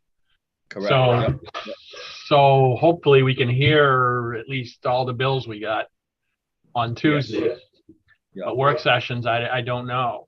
Right. It's possible on Wednesday, I think, Scott, you may correct me if I'm wrong, on Wednesday, IF&W would be a work session, and it's just all we'll have left probably is just the work session on Sunday hunting. Yeah, we don't have. So I would hope that we might be able, if we needed, could have you know, an ACF session in the afternoon. I don't know how that fits with Karen and Cheryl though. It's okay with you, Cheryl, if we had a ACF next Wednesday? In the afternoon. In the morning, I have. SLG? Yep. What about you, Karen? Are you available in the afternoon?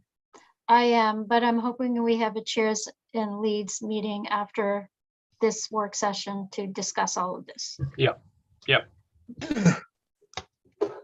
So the potential's there for next Wednesday work session? That's the potential. I don't know. I don't know, because after that we go to Tuesday, Thursdays the following week, and we got session on Thursday next week. So for this committee, we're kind of out in the dark. So, but we'll let everybody know after we meet today afterwards. All right. Thank you. Yep. All right. Yes. Were you talking about be able to meet after session next week? No. We were just because we only have one session next week, which is Tuesday. And so we're trying to find how do we then find other times to meet, because Thursday we have session, and the following week, Tuesday and Thursday, we have session. So we'd have to go to a Monday, Wednesday to have a work session, probably, perhaps. So we're just trying to figure it all out later. Thank you. Just out of curiosity, the ones that are here, who has things on Monday or Wednesday, like another session, or like Representative O'Neill probably has classes. I have a committee. You have a committee? Yeah, you're gonna get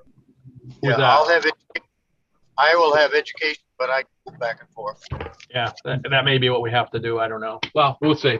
Anyway, we'll just have to move along with it anyways, because like Sue Bernard's had committee with IDEA at the same time that we've had, so we'll just have to right along.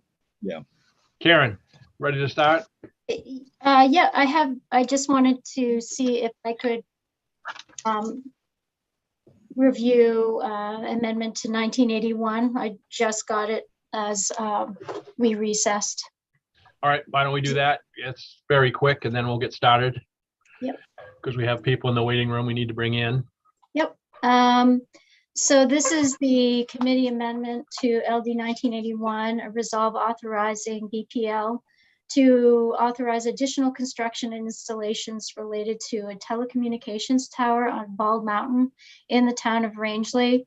So basically, the amendment just clarifies that American Tower has management agreement with RCC Atlantic Inc.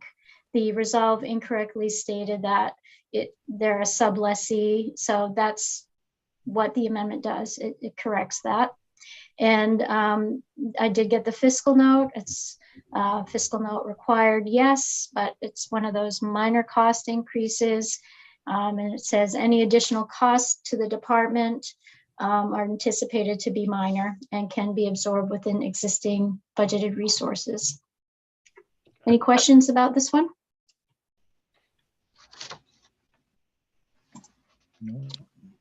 All right. So, Cheryl, do you want to let in some folks from for the budget? Let's see, we got Amy Carlton, Amanda Beal, Randy? Who else is there?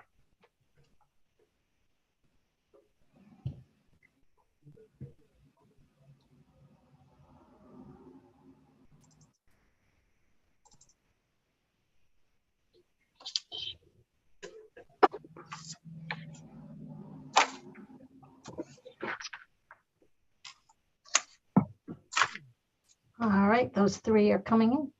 Great. All right, Karen.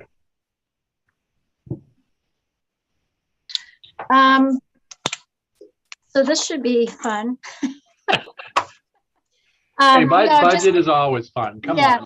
No, I mean, just because we have, so I sent you all the report back template, which is what we usually use in these budget work sessions as kind of our working document. It's, 51 pages. So I sent it to you on Saturday. The reason why I said it was fun is like I have a paper copy here. I have a copy on my monitor that I could screen share if it's helpful. But anyway, there's lots of pieces here. But we can just, I don't know if you want me to screen share as I'm going along, or just kind of go ahead, and I'm assuming you have a copy in front of you wherever you all are. Does everybody have a copy? Or do you want Karen to screen share? I think screen share would be helpful just in case any of us lose our place. Okay. And, I'll lose our way, one or the other. So. All right, I will do that right now. Okay, so let's start from the top. On page 1, the top of the page, it's Animal Welfare Fund, reference number 144. This initiative provides funding to align allocation with projected available resources within the animal welfare program. The initiative will increase allocation to provide necessary funds to pay ongoing expenses for the Help Fix Me program, and will decrease the need for financial orders in this account. And it's $200,000 in fiscal year 23. Are there any questions? Representative O'Neill. Thank you, Mr. Chair. My question is understanding how this fits into our conversations about the need for more funding for the program generally. Just trying to get a sense of where things stand and how this fits in for the need that was articulated earlier this year with a bill that wasn't in the budget. Commissioner Beal, do you have was that the bill we just looked at this morning, Representative O'Neill? I think so. Yeah. Yeah, I can try to speak to this, and if Randy or Amy want to jump in or correct me, they can do that as well. This is really just to decrease the need for financial orders for this, for accessing allocation, and it's not necessarily about increasing the amount of revenue that comes to, or it's not necessarily related to that bill that you've been talking about. Is that helpful, or maybe Amy could say more? No, I just don't really know about your internal processes and what the difference is. Okay, so what this does is it's really housekeeping. This is bringing the allocation or the permission to spend the cash that's in the account annually. So right now, it's not sufficient to cover the cash that's currently coming in, nothing to do with the work you're doing otherwise. So this gives us the allocation in order to execute and utilize the cash ongoing that's already there. Okay, thanks. So you've had some kind of process where you didn't have enough money and you did what's called a financial order to get money and you just need permission to spend it. Okay. That's correct. Yep.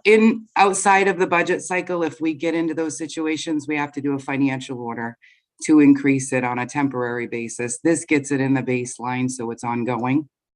Okay, so it reflects the need. Okay. Yep. Got it. Okay. All right. Can I have a motion either in or out? I move it into the budget, please. Moved into the budget. Is there a second? Second.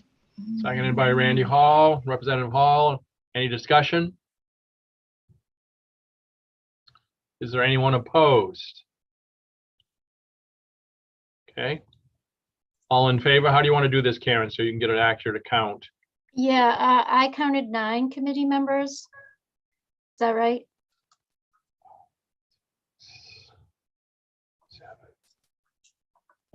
I counted 8. I got 8 too. You got 2 names down here, but neither of them are responding, so. Okay, 8. Yeah, the other 2 aren't visible. Your Representative Bernard is off now. She's on her way down. Okay. Yeah, so what I typically do is I just put 8-0 and that's it. That's the vote. And then at the end, you kind of do accept everything. Yep. Okay, so this one's 8-0. Yeah. All right, next one. The next initiative on page 1 is under the Bureau of Agriculture. Reference number 65. This initiative establishes 1 consumer protection inspector position funded 50% general fund and 50% federal expenditures fund in the Bureau of Agriculture program and provides funding in the Office of the Commissioner program for related all other costs. So it's reference number 65 is $49,513 in fiscal year 23.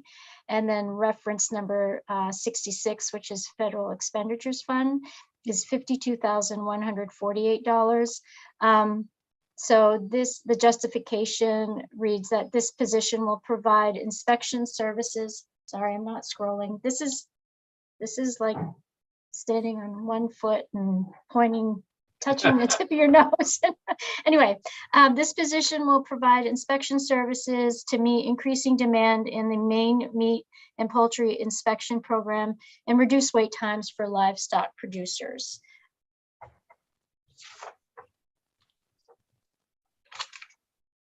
Discussion, questions, Representative Pluker. Thank you, Mr. Chair. Commissioner, is this position working in the slaughterhouses or is it somewhere else? Yeah, this is an inspector, so they do go out and they inspect at the slaughterhouses. Thank you. Representative Hall. I'd like to move this into the budget. It's been moved in, seconded by Representative O'Neill. Any discussion? Anyone opposed? All right, 8-0. Okay, and I'm obviously I put the committee vote for both reference number 65 and 66 since those go together. Right. Okay. All right, on to page 2. Share my screen. There we go. Page 2. The top of page 2 under the Bureau of Agriculture. This initiative continues and makes permanent 1 consumer protection inspector position previously established in Public Law 2021, Chapter 398, funded 50% general fund and 50% federal expenditures fund. This is reference number 67. So the justification is this position was established in that Public Law, Chapter 398, as a limited period position to meet immediate needs. The Maine meat and Poultry Inspection Program has ongoing needs for additional consumer protection inspectors in order to keep pace with agricultural business demands. We are requesting headcount to continue this position. So the funding is already there someplace else, and then we don't have to have anything about the funding. Is that correct, Commissioner? This is just a position count. Amy's Yes. nodding her head, yes. Yep. Sorry. She's Representative faster than me. Yeah, Representative Pluker. Thank you, Mr. Chair. So Commissioner, I'm just looking back at my notes from the presentation for meat processing that beginning of February. And you know, there was a clear state in that presentation looking for more staffing for the main meat program. Is the supplemental budget meet the needs that you currently have to try to relieve some of the bottlenecks that we're seeing? We believe so. We believe that what we're asking for does meet the need. And I think, if I'm not misremembering, I believe there's one more position we're asking for the meat inspection program as well. This one in particular is just to continue the limited term position that we started previously. Great, thank you. Any other discussion? Anyone opposed? Okay. Next one.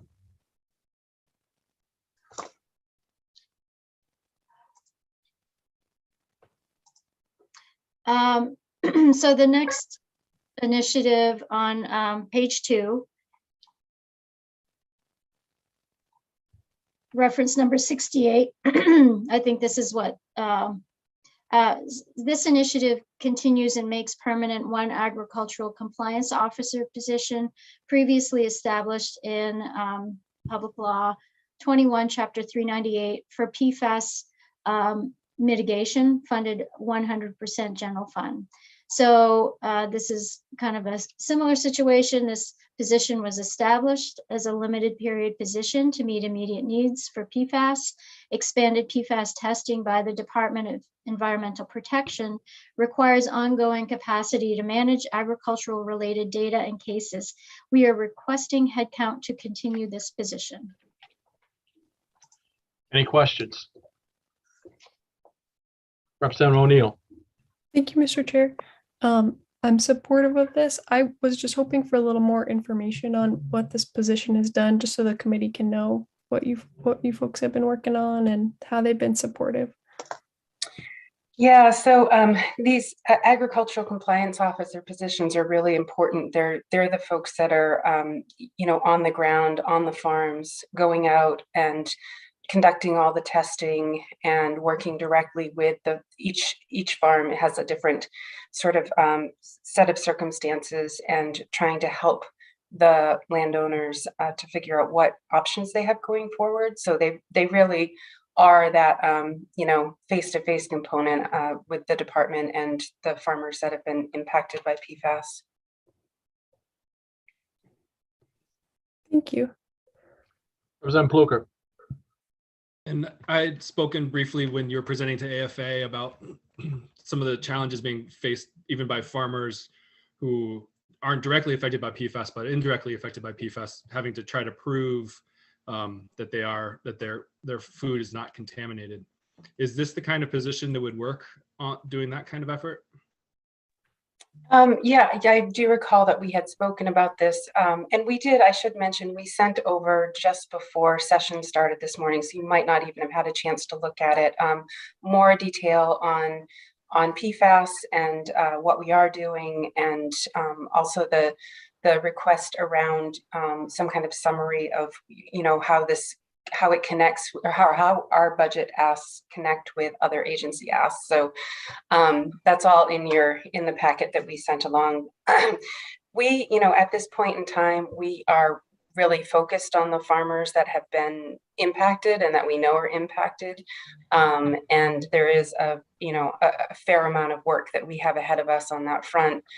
We certainly are, you know, here to be helpful to farmers who don't necessarily have a history of spreading on their land, and it might not be on the list to be tested. And but I do understand that there is a real desire for people to be able to say that, you know, their food is not impacted by PFAS at this time. Though that's not exactly where we're focused because of the need of those who are impacted. Other than, as I said, on Friday, we have done some retail milk testing because that's relatively easy. It's an aggregated product. So we can test, you know, one shelf sample, and we're basically getting information about multiple different farms. If we were to go out and test every single beef farm or you know, poultry farm or whatnot, we would have to be doing that like, you know, one by one by one. Mr. Chair, a follow-up? Yes. To me, it seems like we're probably going to be running into an issue of kind of perception of the main brand and the main agricultural product brand. Is there somebody in the department kind of looking at that issue of PFAS, or is it, once again, you're just buried already? So I guess the point of my question is, is there something we can do within this budget to help with that effort? I mean, that's something we can certainly think more about. You know, I do try to impress upon people, we have 7,500 farms in this state, and not even, you know, a very small percentage of those farms are going to end up being impacted by PFAS. And, you know, we've also tried to really emphasize to the public and others that, you know, the fact that we're looking means that we are out in front of other states. So all that food that's coming from somewhere else in states that aren't looking, they're not even starting to investigate, we're going to be able to say that our food supply is safe without a doubt, you know, as we move through this process. Thank you. I appreciate that. Yep. Other discussion? Motion? I move this into the budget. It's been moved in by Representative Pluker, seconded by Maxman. And excuse me, folks, I'm just, for expediency, I'm just going to go to last names. It'll be quicker, or first names, rather than, if you don't mind. No one's opposed to that. Okay. Anyone opposed? Nope. Okay.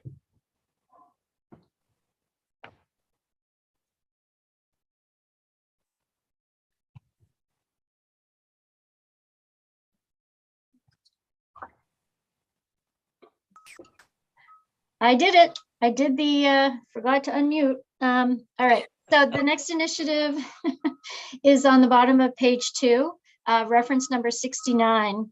This is in the Bureau of Agriculture. It establishes one limited period planning and research associate 2 position in the Bureau of Agriculture program, and provides funding in the Office of the Commissioner program for related all other costs. This position ends June 8, 2025. It's $93,022 in fiscal year 23. Questions?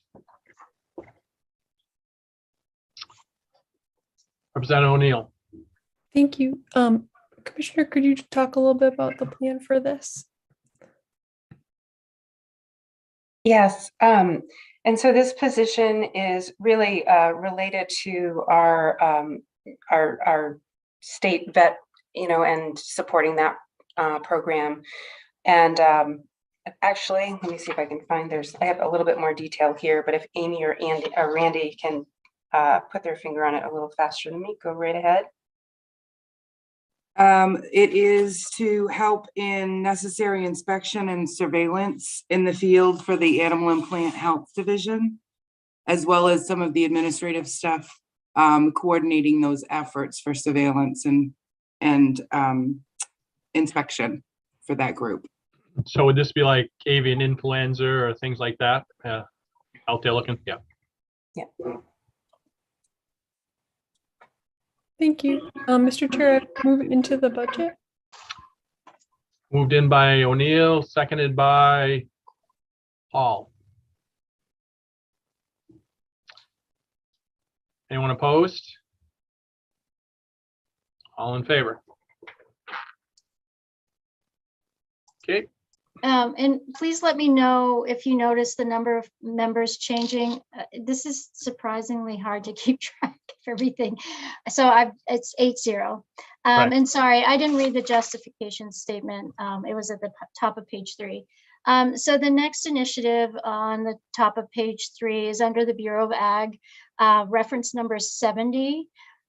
This initiative provides one-time funding to replace a cryoscope in order to detect added adulterants in milk. So it's $13,000 in fiscal year 23. This will replace an antiquated cryoscope that is over 30 years old and is needed to identify issues with milk processing. The machinery is obsolete and repair parts are unavailable. Questions? Mr. No, I'll move it in, Mr. Chairman. second. It was moved. I didn't see who was moved by Schofield, seconded by O'Neill. There's a question with Representative Landry. Just what is a cryoscope? What's it checking for? That's a great question. I have not had the pleasure of operating it, so my knowledge is limited, but I do know, I understand that it is really important to the milk lab in our duties where we do testing to make sure that, milk is safe for food safety, that there aren't any adulterants that are of concern. Thank you. Representative Hall. Yeah, I believe that the test for antibiotics in the milk. Okay. Other questions? Motion? Landry moves it in and Pluker seconds it. Any opposed? Okay. We're good. The next initiative on page 3, reference number 71, provides one-time funding to replace, oh my gosh, I did not look at this before. So if I butcher the pronunciation, a mass comparator for the metrology laboratory in each year of the biennium. So it's $40,000 in fiscal year 22 and 23. So the main metrology lab maintains 9 mass comparators balances that are integral to calibrating and maintaining the weights and measures standards of the state of Maine and for many in and out of state labs, service companies, and private industry. 8 of the 9 balances are 20+ years old and considered obsolete by the manufacturers due to no parts availability. This request represents the first step in a decade-long balance replacement proposal to provide the lab the best chance to maintain its services while spreading the cost out over multiple years. I'm sorry, Karen, you were a little gobbled. Could you read that again? Very funny. Any questions? I move it into the budget, Mr. Chair. O'Neill in, seconded by Hall. Anyone opposed? It's okay. All good. The next initiative, which starts at the bottom of page 3, provides one-time funding to replace the feed, seed, and fertilizer database and ongoing funding for hosting and maintenance of a new database. This is reference number 72. The justification reads, this position, no, it doesn't. The justification reads, this initiative will replace our current outdated system. It will provide a single system to manage program data. Additionally, it will process online registrations, payments, renewals, tonnage reporting, track sampling, and lab results, generate enforcement letters, remote barcode scanning, uploading of product labels for registration. Many tasks are currently done through a variety of manual processes. This database could also enhance revenue by tracking registrations better. There is $500,000 in one-time funding and $50,000 in ongoing funding in this initiative. So it is $550,000 in fiscal year 23. Questions? Motion. Moved by Senator Schofield. Representative Schofield, is it a question or are you moving it? I have both. I was wondering, Okay. I would like to ask a question and then move it. Yep. I have a question. Will this if this is going to reduce a lot of manual time, will this free up that time for other things, Commissioner, do you think? Just curious. Thank you. And I will move the question. I welcome again, Randy or Amy, to jump in here. I don't think it's going to necessarily free up time, but I do think it's going to be able to give us the capacity to do a lot of things, much more efficiently, and to be better at tracking, to have better access to the data. So I don't think it's going to leave somebody with nothing to do, but it'll just help us do our work better. Thank you. I move it in. Okay, is there a second? Seconded by O'Neill. Discussion, Representative Pluker. Thank you, Mr. Chair. Thank you, Mr. Chair. Who is it within the department who tracks feed, seed, and fertilizer registrations? I didn't even realize those things were registered with the department. Let me take it. Sure, go for it. That falls within the Bureau of Ag underneath the Quality Assurance and Regulation Program. And this particular database does the feed, seed, and fertilizer piece, and the product registrations and all of that goes with that program. And so do they just register it, or do you also track like how much is bought and sold and used? My understanding in my notes here says that there are 19,000 products registered in 21, 1,120 companies who registered, label registrations. They capture relevant registration information, and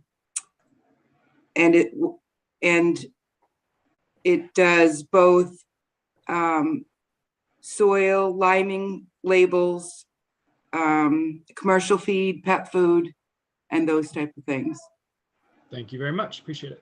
Sure. Further questions? Anyone opposed? Okay, all good.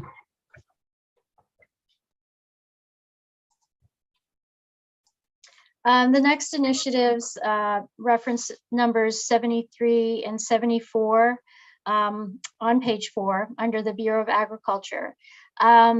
This initiative transfers 2 produce inspector 2 positions from the Federal Expenditures Fund to other special revenue funds within the same program, and provides all other funding in the other special revenue funds for position-related costs. It reduces all other funding in the Federal Expenditures Fund because work effort now falls under other special revenue funds within the same program. So the justification says this initiative will increase allocation to provide necessary funds to pay ongoing expenses for the Help Fix Me program, and will decrease the need for financial orders in this account. So reference number 73 is looks like it's a negative a loss of 172,794 that's not coming from that fund, and a corresponding increase of 160,940 in the OSR funds. Amy.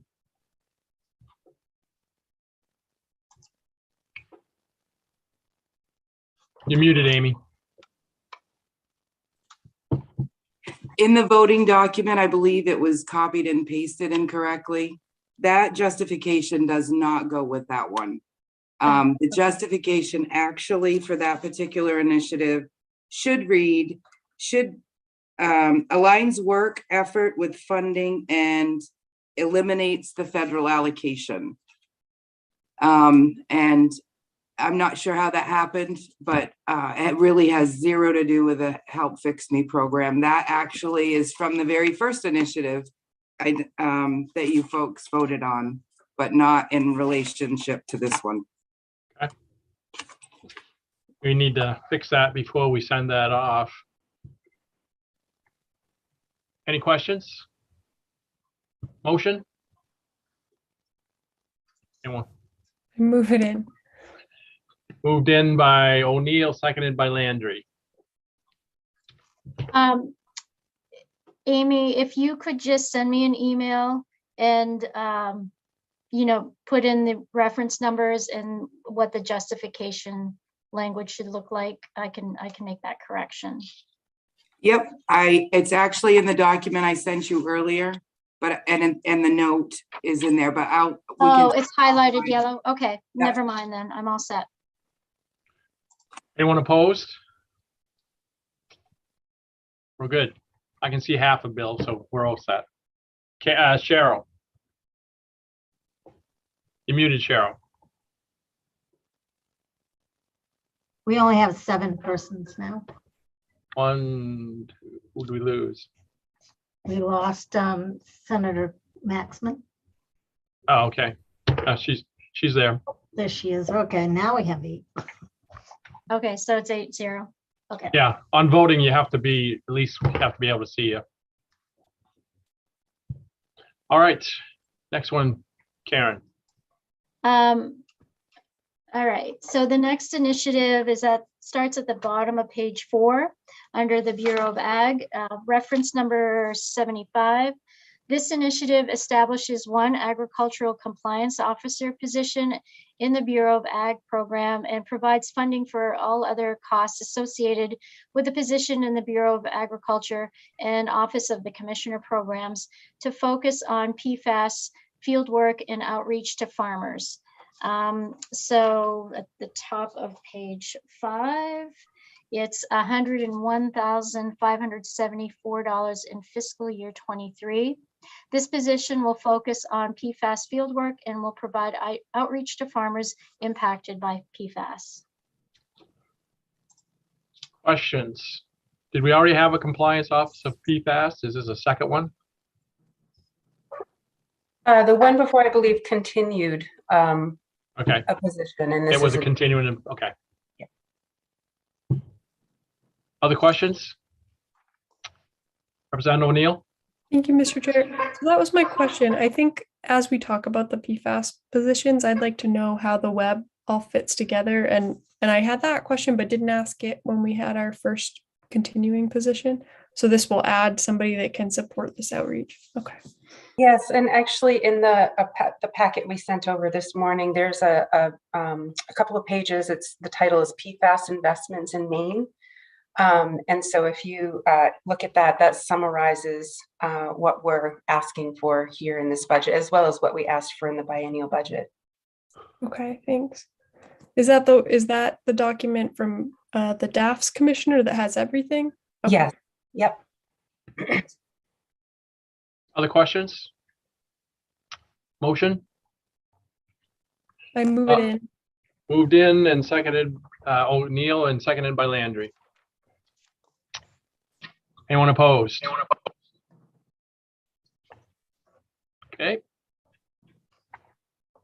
Good. The next initiative is on middle of page 5, also under Bureau of Ag, establishes a management analyst 2 position in the Bureau of Ag program and provides funding for related all other costs associated with the position in the Bureau of Ag and Office of the Commissioner programs to assist tracking all financial transactions related to PFAS mitigation efforts. The reference number is 76, and it's $95,871 in fiscal year 23. This position will be responsible for PFAS billing, vendor relations, invoice tracking, contracts, requests for proposals, and tracking budgetary spending. Questions? Thanks, Representative Mr. O'Neill. Chair. I think just to speed things up as we go through these PFAS ones, can we just go straight to the commissioner and Amy just to explain a little bit so we cut out that time of me asking? Sure. Yeah, so this particular position, having worked with a couple of farms now, we know that there are a lot of moving parts when it comes to, what's going on the back end with billing. What we're trying to do in a number of cases is to have testing laboratories and water filtration contractors and things like that to have some standing contracts with them so that we don't have to have the farmers first pay for things and then we reimburse them. So there's management of that whole side of things. And there are other types of expenses too, as we've talked about. We're working on standing up an income replacement program for farmers that can't access the dairy indemnity program because they're not doing dairy, or they're doing other things as well. And so there's a lot of tracking of finances and expenses, and just making sure that everything is being we're on top of everything on that front, and that we are clear about where we stand in terms of funds that we have remaining. Thank you. Motion? I move this item in. O'Neill, seconded by Landry. Anyone opposed? Okay, we're good. The next initiative is on the bottom of page 5. It establishes one state veterinarian position in the Bureau of Agriculture program and provides funding for related all other costs associated with the position in the Bureau of Agriculture and Office of the Commissioner programs to assist with live animal risk assessment and management on farms impacted by PFAS. It's reference number 77, and it's $141,898 in fiscal year 23. And the justification says this position will focus on PFAS assistance to specific livestock producers, including synthesizing data to derive farm response standard operating procedures, assist with organizing depuration research strategies, including live animal testing, and coordinating depopulation efforts as necessary. So I don't know if we want to go right to the commissioner as Representative O'Neill requested. Yep. Yeah, no, I think this is pretty well described in terms of what this person would be doing. With livestock, if there is no way forward, unfortunately, the final recommendation can be to depopulate, and that requires a significant amount of coordination between the depopulation efforts and composting or disposal. So a lot of different pieces here, but hopefully before we get to that part, there are a lot of conversations that can be had about ways to hopefully mitigate the level of PFAS contamination. And this is somebody that would work specifically with livestock farmers on trying to do that. Other questions? Representative Landry. Commissioner, how many vets are employed by the department? I know that's a little away from the point of this one, but just overall, how many vets do you hire? I'm going to ask Amy to confirm that number, because I'm sure she has it right there. And I think I'm going to let you down. I believe it's 5. I will look behind the scenes here across different programs. There's one for harness racing. Let me do the math. Okay. Other questions? Motion? I move it in. In and seconded by Landry. Whenever she can get, What's that? whenever she can get that answer is fine. Okay. Anyone opposed? Nope. Okay. The next initiative on page 6 establishes one agricultural compliance officer position in the Bureau of Agriculture program and provides funding for related all other costs associated with the position in the Bureau and Office of the Commissioner programs to focus on food safety issues that could arise from farms impacted by PFAS. This is reference number 78. It's $89,574 in fiscal year 23. This position will focus on PFAS impacted commodities to provide producers with resources, regulatory oversight, and food safety guidance. It will also coordinate and conduct product sampling. Commissioner? Yes, so this is one of 2 new positions, new animal compliance officer positions that we're asking for. So we're asking for 2 new, and we asked for that one other to be continued. So now I think you've seen all three of those. All right. Other questions? Motion? Move it in, Mr. Chair. Moved in by O'Neill, seconded by Fluker. Anyone opposed? Nope. Okay. The next initiative on page 6 establishes one public service manager 2 position in the Bureau of Agriculture program and provides funding for related all other costs associated with the position in the Bureau of Agriculture and Office of the Commissioner programs to manage all PFAS related activities. This is reference number 79. It's $212 in fiscal year 23. This position will be responsible for directing all PFAS activities within the Bureau of Agriculture. Commissioner? Yes, and so now as we're talking about having a program with several staff people in it, this is the request to have a director of that program, basically, so that we can make sure that everything is coordinated and working seamlessly. Okay. Questions? Motion? I move it in, Mr. Chair. Moved in by O'Neill, seconded by Landry. Anyone opposed? Nope. Okay. So the next initiative starts at the very bottom of page 6, but most of it is on the top of page 7.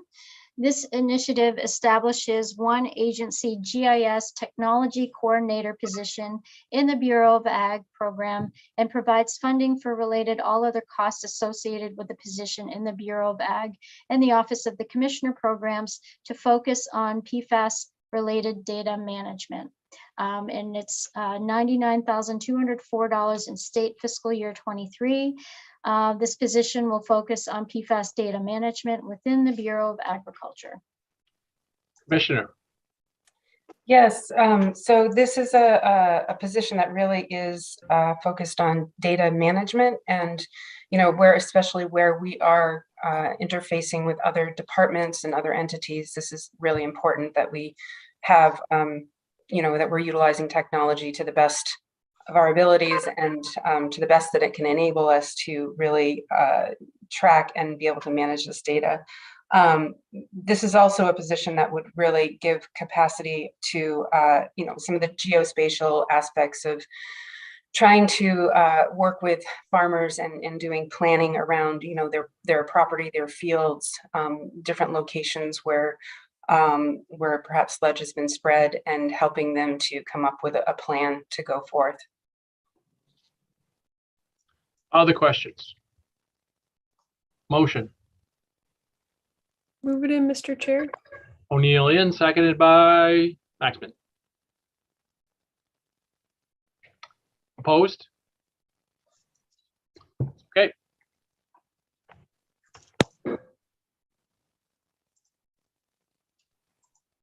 The next initiative on page 7, reference numbers 81 and 82 go together. This initiative transfers one consumer protection inspector position from federal expenditures fund to other special revenue funds within the same program. The justification reads, this initiative moves legislative count for one consumer protection inspector to correct an error in the last biennial budget.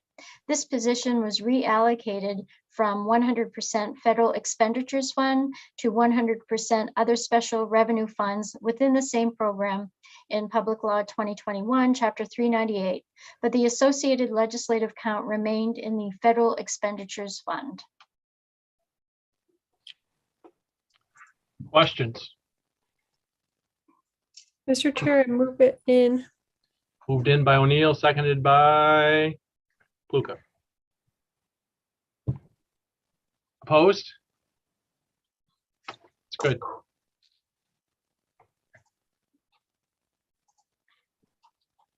The next initiative begins at the bottom of page 7. This initiative provides one-time funding for grants for glass, polycarbonate, or other durable greenhouse structures and associated siting and installation costs to schools, community centers, and other eligible public entities as determined by the department for shared and educational uses to enhance community-based opportunities for food production. This is reference number 83. You'll find that at the top of page 8. And it's 1.5 million in fiscal year 23. This initiative provides resources for the department to make grants for durable glass, polycarbonate, etc., greenhouse structures, and associated siting and installation costs to schools, community centers, and other eligible public entities for shared and educational uses, and to enhance community-based opportunities for food production. The funding is from a one-time transfer of general fund unappropriated surplus in fiscal year ending 22. Questions? Representative O'Neill. Thank you, Mr. Chair. I actually had a question about just how much it would cost to make each structure, like how many people would be helped. I just was curious to learn more about it. Yes, we've done some research on that. We've done some preliminary research, and obviously it depends on the size of the structure that people are interested in. But what we think is it probably would be in the range of grants somewhere between $50,000 to $70,000 to ensure that they can also take care of any siting needs, prep, whether it's pouring a pad, electrical work, irrigation, to make sure that these structures are really functional as they're intended to be. Thank you. Other questions? Motion. Move this item in. Moved in by O'Neill, seconded by Landry. Opposed? It's all good. The next initiative on page 8 provides one-time funding to abate, clean up, and mitigate threats or hazard posed by PFAS contamination affecting agricultural producers in the state and the food supply, to provide support to affected farms, to support critical PFAS research, and to otherwise allow the department to strategically and effectively respond to PFAS concerns and issues as they arise. It's $3 million in fiscal year ending 23. And this initiative will provide funds to assist farmers and agricultural producers in the state that have been affected by PFAS contamination. The funding is from a one-time transfer, a general fund unappropriated surplus in fiscal year 22. Questions? Commissioner, want to explain that one a little more? You need to? I'm happy to. It looks like Representative Pluker might have a question. I'm not sure if it's more targeted, but yeah, so this $3 million, as you'll recall, in the biennial budget, we asked for $10 million. This is to supplement those funds so that we can make sure that we can keep going, and we're not going to run out of funds between now and the next opportunity we have to have a conversation about a budget, so that we can, continue working in an uninterrupted way with testing and income replacement and all of the things that we've talked about along those lines. Representative Pluker. Thank you. Yeah, thank you. I appreciate that. So what you're saying is that between what you had and what this is, you're hoping this will get you through the next 2 years. And I was wondering, how many farms, are you basing this on the number of farms who have now been identified as being contaminated, or are you basing this, do you have some projection as to how many should arrive in the next 2 years? Yeah, it's a little bit of both. And, as we originally didn't think we were going to ask for more in this budget, but as we started to understand that there were more farmers coming forward more quickly because they were doing self-testing and private testing, we're now expecting a more rapid pace as DEP does their work and as other farmers probably decide to expedite the process for themselves as well. And do you have a sense of how much of this is going to go towards income replacement versus remediation? That's a great question. I could have more conversation with Nancy McBrady about this, and maybe we could put together, what we project, but it is all just it's a projection. Right. We're starting to get some history with farms that we've been working with, so that informs, you know, our basic projections around what we think we're going to need. Thank you. Mr. Chair, I don't know what our budget timeline is to get this through. I'm worried the number is low, and I don't know, do we want to have this voted out by Thursday? Is that our intention, or where are we at? I think what you'll see is going to happen, you know, we have a bill out there on PFAS. I've had the discussion with the chair, Senate chair of AFA, and the suggestion is that we may want to put that $100 million in this budget at some point. So we will be probably discussing that on Thursday. We'll keep that bill going, but the question is, you know, as bills go, they will go to the table. And once it goes to the table, then it's supposedly divvied up. Well, there's not probably going to be $100 million sitting on that table. So we're better off to put it in here. It's not going to affect the budget because AFA is still going to look at this and say yay or nay. So we're going to have a discussion about that aspect of it on Thursday. So yes, you know, so it'll be Thursday at the earliest probably that this would be voted out, and possibly next Tuesday. And is it best to leave this line item separate, and then we'll have that conversation? We'll have Yes. two stages. Yes, Okay. we'd put our own initiative in here, basically sort of like this, and say it's coming from unallocated, you know, general fund surplus. And I know we had some discussion on it earlier about, even though we have some stuff in that bill, we may want to make it more specific. We may want to divide that 100 million up into even pockets, like, you know, 5 million for this and 10 for that, or whatever. And, you know, because the thoughts are this is the one time only that this is ever going to be available to us. It's not going to be in the future. So we will have this discussion at probably Thursday, because we'll get through as much of this today as we can, and we'll finish it up, this part of it. Great. Representative Landry. Commissioner, do you have a ballpark figure on how much of this budget we're discussing today is directly related to the PFAS? I don't know that we've come up with a percentage. Amy, have you? I mean, we certainly could For Thursday. do that for Thursday. Yes. Yeah. Okay, thank you. Yeah, an amount and percentage. Yeah. Sure. I mean, I think that because we're asking for $3 million, that's going to tip us in a certain direction. But yeah, we can do that math. Good, thank you. Amy, do you want to say something?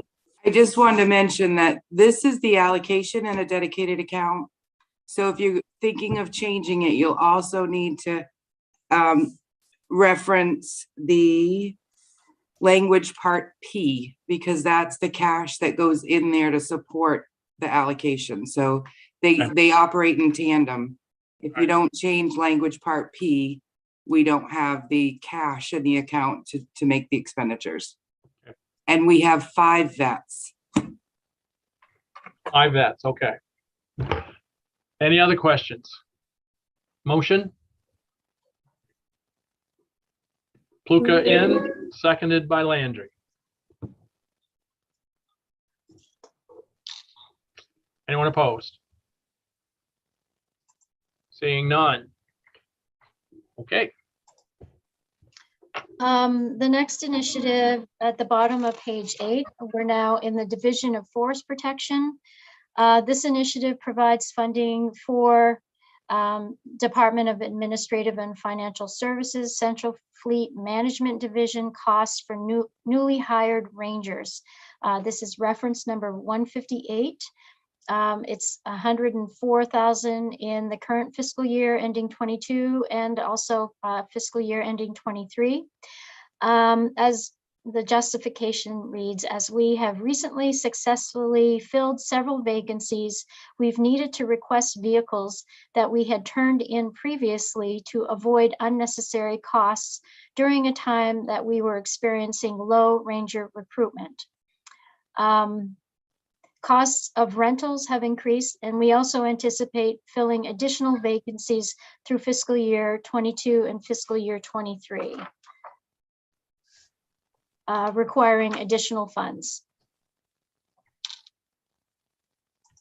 Questions? Motion. Move it in, Mr. Chair. O'Neill in, seconded by Maxman. Anyone opposed? Good to go. The next initiative is at the top of page 9. It's reference number 159. Also, we're still in the Division of Forest Protection. Provides funding for increased insurance rates for aviation coverage. It's $35,000 in fiscal year ending 23. The Forest Protection Division maintains several types of aircraft. This will cover the rate increase for aviation insurance. Questions? Move this item in, Mr. Chair. Moved in by Rep. O'Neill, seconded by Senator Maxman. Anyone opposed? Seeing none. Next. The next initiative on page 9 provides funding to purchase an aviation safety management systems per recommendation of the National Transportation Safety Board. This is reference number 160. It's $28,000 in state fiscal year ending 23.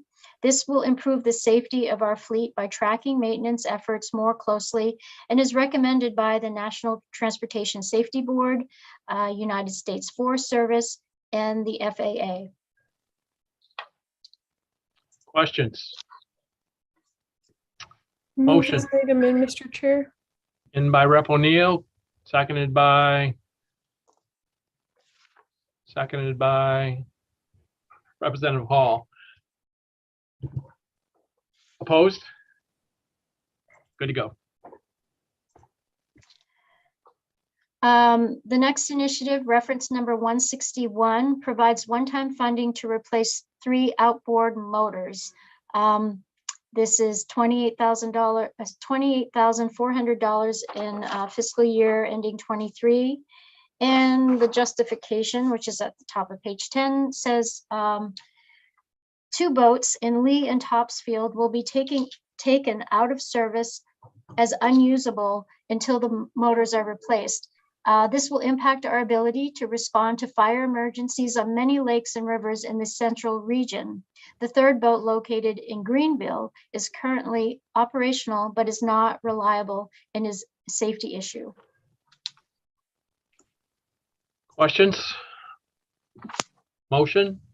Move it in, Mr. Chair. In by Representative O'Neill, seconded by Representative Schofield. Question also, if I might, Senator Yes. Dill.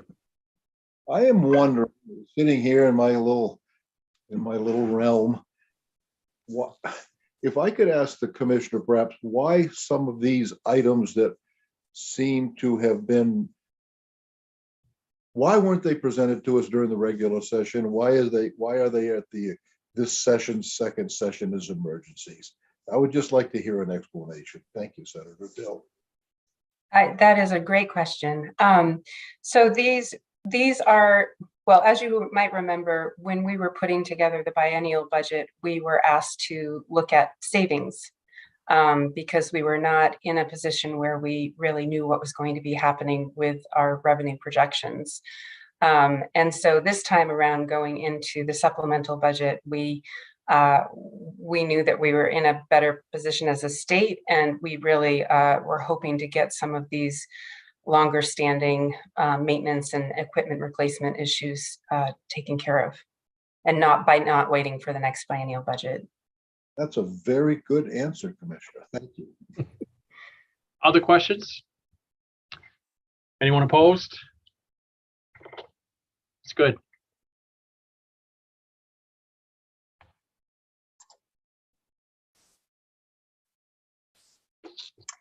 The next initiative on page 10 provides funding to replace weather stations across the state. It's reference number 162 for $10,000 in fiscal year ending 23. This request begins a replacement schedule to support 27 weather stations and associated software installed in the early 2000s located across the state. Questions? Motion? Move this item in, Mr. Chair. O'Neill in, seconded by Senator Maxman. Anyone opposed? Seeing none, good to go. The next initiative, reference number 163, provides one-time funding to replace 16 snowmobiles. It's $179,200. This request will replace 16 of our 24 snowmobile fleet. Some date back to 1972 and are either not safe, past the point of repair, or costs associated with repair are not fiscally prudent. Questions? Mr. Chair. Yep. Can you get an antique license plate for those? I moved those items in. Hey, it's been moved in. Is there a second? Seconded by Senator Maxman. All in favor? Unopposed. Sorry, I went backwards this time, didn't I? Anyone opposed? No, we're good. The next initiative at the bottom of page 10, reference number 164, provides funding for increased lease costs in Old Town. It's $9,600 in fiscal year 22 and the same amount in fiscal year 23. The justification, which is at the top of page 11, reads, this request funds the increased lease costs at our regional headquarters in Old Town. And keep in mind, you're still in the Division of Forest Protection. Questions? Move this item in, Mr. Chair. Been moved in. Is there a second? Seconded by Pluger. All right, next. We have an extra person. All right, we got Representative McCray. So that was 9-0, Cheryl? 9-0. Yep. Yeah. Thank you, because you'd be surprised how hard it is to keep track of everything. Okay.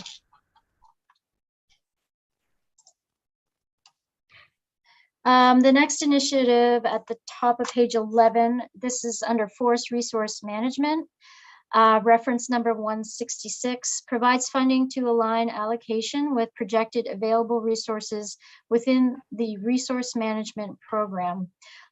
This initiative will increase allocation to reimburse municipalities for tree plantings and other community forestry activities as authorized in Title 12, Section 8705, and will decrease the need for financial orders in this account. It's $80,000 in fiscal year ending 23. Questions? Move this item in, Mr. Chair. Moved by Rep. O'Neill, seconded by Representative Pluger. Anyone opposed? Nope. 9 again.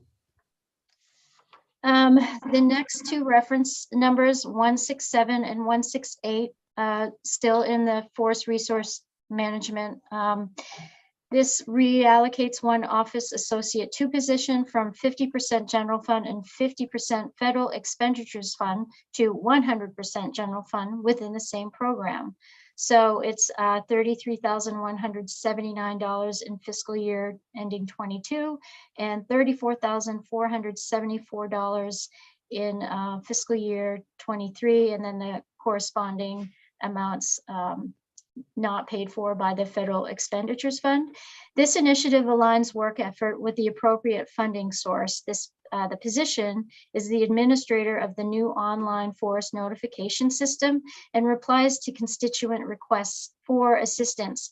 This work does not have a federal grant relationship and is imperative to the program. Questions? Motion. I move this item in, Mr. Chair.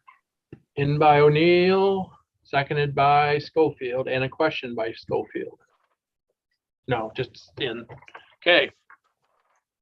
8 to nothing. I mean, 8 no.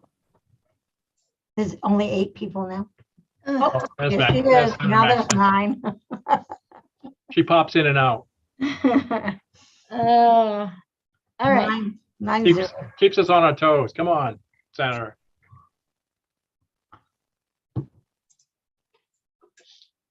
Okay. Are we all set to move on to the next one? Yes. So that we're still in forest resource management, at the top of page 12, reference number 169, provides one-time funding to purchase 20 Garmin global GPS system units and ongoing funding for annual subscription costs. It's $17,240 in fiscal year 23. These GPS units would provide communication for field staff for safety issues and provide coverage where other radios don't work. There is $12,000 in one-time funding and $5,240 in ongoing funding in this initiative. Questions? Motion. Mr. Chair, I move this item in. Representative O'Neill in, seconded by Representative Landry. Next. We only have 8 persons. Oh, we lost Randy this time. Representative Hall. Okay, down to 8 at the moment. The next initiative, reference number 170, provides one-time funding to purchase 16 radios. It's $8,000 in fiscal year 23. These are new radios that are needed for safety in the North Maine woods, including field staff that travel only occasionally to work with other staff. Questions? Move this item in, Mr. Chair. Moved in by Rep O'Neill, seconded by Representative Landry. Next. The next initiative, still under forest resource management at the bottom of page 12. It's a reference numbers 171 and reference 172. Reallocates 2 entomology technician positions from 100% federal expenditures fund to 50% general fund and 50% federal expenditures fund, and provides funding for related all other costs. So it's $76,557 general fund in fiscal year 23. And then the corresponding negative number of $68,157 that would not be paid by federal expenditures fund. This request funds the increased lease costs at our region. Nope. Justification, federal funding is not keeping pace with collective bargaining and other associated costs. In addition, these positions support work on emerald ash borer and brown-tailed moth, which are no longer on the federal list, and the work needs to be supported by the general fund. So it's actually the federal expenditures fund total net loss or negative amount corresponds with what the general, actually it doesn't correspond. I'm just going to be quiet and maybe Amy can fill us in. So why is there a discrepancy there? It goes from, it's like $8,000, $9,000. What is it? I've lost my place.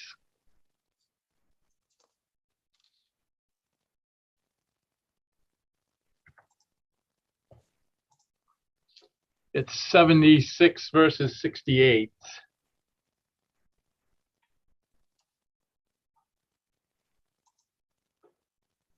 Is that just an increase in? I think Amy, you're muted. Sorry. Okay. On the federal side, non-general fund gets charged a statewide allocation cost. So on the federal side, the all other is more. Is that the number you're looking at? Yep. Yep. Okay. No, it's the other way around. It's the general fund. Let's see. Yeah, it's 68,000 from, it's gone down 68,000 and the federal fund has gone up 76,000 in the state fund. So what you just said holds. Thank you. Other questions? I move this item in. Been moved in by Rep O'Neill. Is there a second? Representative Landry. Anyone opposed? And we're back to 9. Yes, thank you. I was just gonna verify that. Okie dokie. The next initiative on page 13, reference numbers 173 and 174, still under forest resource management. This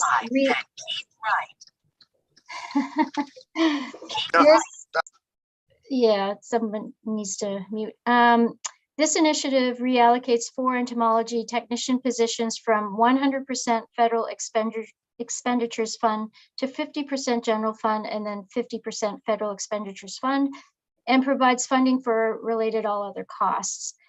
So it's $162,044 that would be appropriated from the general fund, and then this corresponding amount that would not come from the federal expenditures fund. Federal funding is not keeping pace with collective bargaining and other associated costs. In addition, these positions support work on emerald ash borer and brown-tailed moth, which are no longer in the federal list, and the work needs to be supported by the general fund. So same reasoning as the last one. Questions? Motion? And moved in by Representative Landry, seconded by Representative O'Neill. Anyone opposed? All good. Still 9. On the bottom of page 13, reference number 175, still in forest resource management. This initiative reallocates 4 conservation aid positions from 100% federal expenditures fund to 50% general fund and 50% federal expenditures fund, and provides funding for related all other costs. It's $81,020 in fiscal year 23. Questions? Motion. Move this item in, Mr. Chair. Representative O'Neill in, seconded by Andrew. Anyone opposed? Good to go. Okay, and I'm going to just assume, obviously, reference number 176 went along with that. Yep. That's in as well. Yes. Sorry. Okay. The next one on page 14, reference number 177 provides one-time funding to, oh gosh, am I moving backwards here? No. Okay. One-time funding to replace 6 snowmobiles. So $67,200 in fiscal year 23. This would replace snowmobiles heavily used for winter work in forest inventory and forest health surveys, such as emerald ash borer detection monitoring and spruce budworm monitoring. Current equipment poses serious reliability and resulting safety concerns. Questions? Motion. I move this item in, Mr. Chair. Rep. O'Neill in, seconded by Representative Pluker. 8 to 0. 8-0. Thank you, Cheryl. You're welcome. The next initiative, reference number 178 at the bottom of page 14, provides one-time funding to replace 1 compound microscope with camera and purchase 2 dissecting microscopes with cameras. It's $19,000 in fiscal year 23.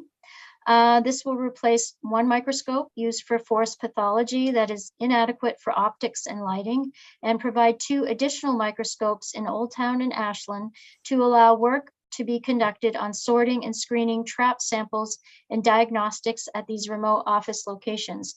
Failure to replace the compound microscope will result in our inability to reply to concerns, constituent requests in a timely manner. Due to increased pest issues, we expect an increase in these needs. Questions? Mr. Chair, this is Representative McCray. Yes. Sorry about all the stuff lately. I've had a question, and getting off the highway, I interrupted the meeting with my Garmin. My question is, when we have things like this microscope or those three outboard motors or other things that are being replaced, certainly the things that are being replaced must have some value. Does that just go to state surplus and get sold off, or what happens? I see nods. Is it so, Amy? You want to say yes? So it's on mic. Yes, when we are disposing of any capital equipment, it needs to go through the state surplus program where required. And a follow-up, Mr. Chair? Sure. Does the money retrieved from that come back to ACF? Depends on what fund purchased the piece of equipment. If it was a grant, it needs to go back to a grant. If it was general fund, it goes back to the general fund undesignated revenue. Very good. Now, Mr. Chair, I'm not going to be able to be on. I'm going to keep traveling. I'm listening the whole time, but you're going to go back to 8 people now. Okay, thank you. Right after this vote. All right, all in favor, none opposed, none opposed. Anyone opposed? You messed me up there, Representative McCray. Anyone opposed? No, okay, we're good. 9.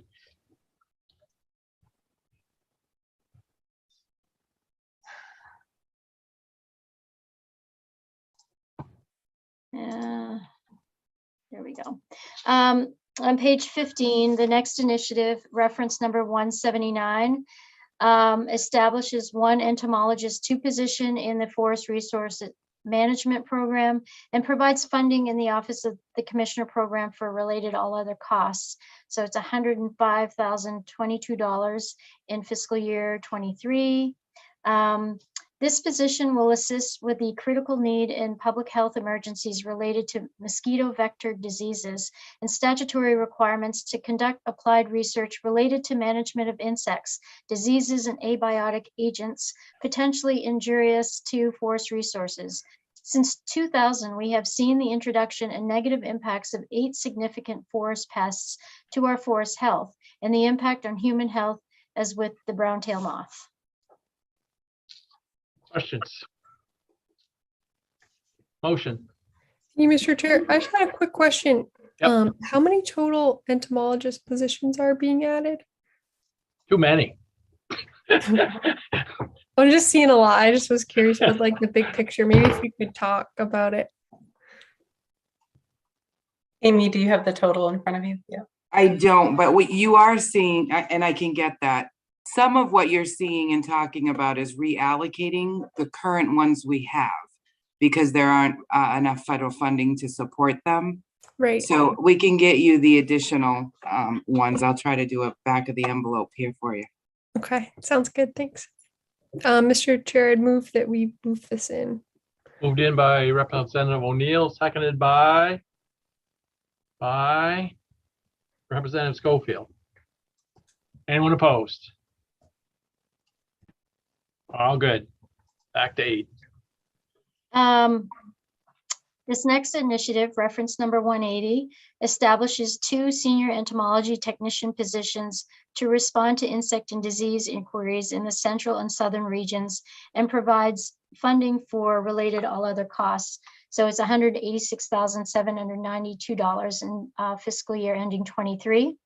These positions will be located in the central and southern regions, paired with an entomology technician to create a team for entomology and pathology staff at the lab. The senior entomology technician will be responsible for communicating with project leads, directing work, and also serve as a liaison with other Bureau field staff to help better integrate forest health survey and monitoring in all field activities. Without additional staff, this division will have difficulty responding to current insect and disease requests and with the anticipated climate pest increases that will grow. Questions? Motion. I move this item in, Mr. Chair. It's been moved in by Rep. O'Neill, seconded by Representative Hall. Anyone opposed? We're good. 8. The next initiative begins at the bottom of page 15 and continues at the top of page 16. Reference number 181 provides one-time funding to purchase a biosafety cabinet and an autoclave for the new entomology lab. It's $21,000 in fiscal year 23.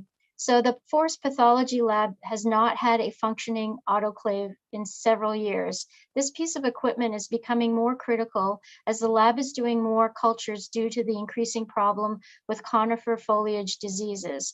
A laminar flow hood biosafety cabinet is essential to sterile practices necessary for pathology diagnostics work. Questions? Move this item, Mr. Chair. Moved in by Rep. O'Neill, seconded by Representative Schofield. Amy. You're muted, Amy.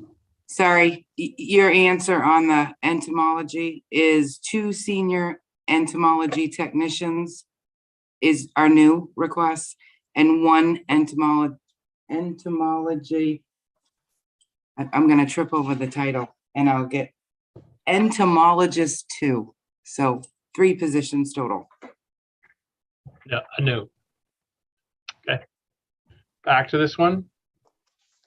The biosafety cabinet. It's been moved in. Anyone opposed?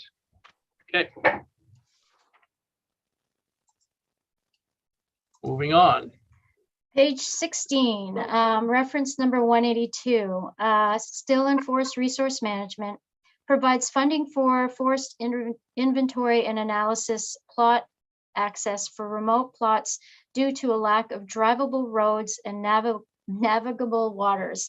It's $8,000 in state fiscal year 23. The funding is necessary to pay for airlifts in remote plots requiring plot work that cannot be accessed by foot or vehicle. Or boat in a timely fashion. Questions? Motion. Move this item in, Mr. Chair. Moved in by Rep. O'Neill, seconded by Representative Hall. Anyone opposed? Good to go. Reference number 183 provides one-time funding to purchase 2 all-terrain vehicles. It's $18,000 in fiscal year 23. These are needed for the intensified spruce budworm survey as populations increase over the next period, and the anticipated increased targeting of emerald ash borer, that was a typo there, emerald ash borer surveys in response to the recent detections in Maine. Access is needed to remote forest inventory plots as road maintenance decreases in areas that are not in the queue for short-term for tending or harvest. This doesn't make sense. Harvesting activities on private land. We also anticipate detection and resultant response actions in Maine in the next 2 years. Forest Health is currently borrowing ATVs from another program, which also needs these in other locations. Questions? Motion. Move this item in. Representative O'Neill in, seconded by Representative Blucher. Opposed? Good to go. The next initiative, starting at the bottom of page 16, provides funding to replace a boat. It's $4,000 in fiscal year 23. This initiative will fund the replacement of a boat used for access to forest inventory and analysis plots and for damage assessments. Questions? Motion. And moved in by Representative O'Neill, I thought. I saw her lips moving anyway. Yeah, move this in. Seconded by Representative Blucher. Getting to be a long day, I think, here. Anyone opposed? Good to go. The next initiative on page 17 establishes 2 senior planner positions and 4 forester 1 positions in the Forest Resource Management Program to provide training and education to landowners on climate-friendly forest management practices, and provides funding in the Office of the Commissioner Program for related all other costs. It's reference number 185. It's $638,476 in fiscal year 23.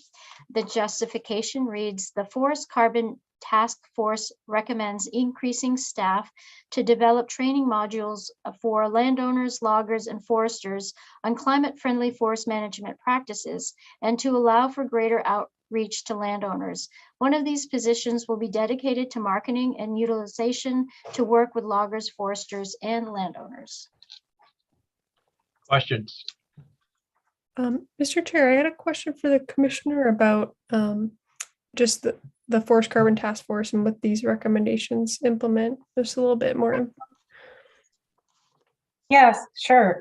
So the Forest Carbon Task Force was pulled together. There was an executive order by the governor, and this is really to follow up on a recommendation that came out of the Climate Action Plan to look at opportunities for smaller woodland owners to access carbon programs, but also to go even further than that, looking at other ways to help them to really develop the management skills and management plans that will help to sequester maximum amounts of carbon going forward. So there were a number of recommendations that came out of that task force, and this is the result of a couple of them that really just acknowledge that one of the best tools that we have is the Forest Service, basically, and our district foresters.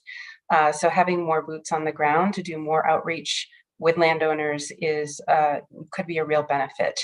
And that's one piece of this. And the other piece of this is to establish that senior planner position, which we envision as somebody who really will have expertise around carbon markets and other types of information related to forest carbon and sequestration.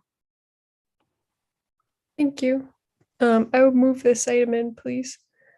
Moved in by Rep. O'Neill, seconded by Representative Schofield. Question by Representative Osher.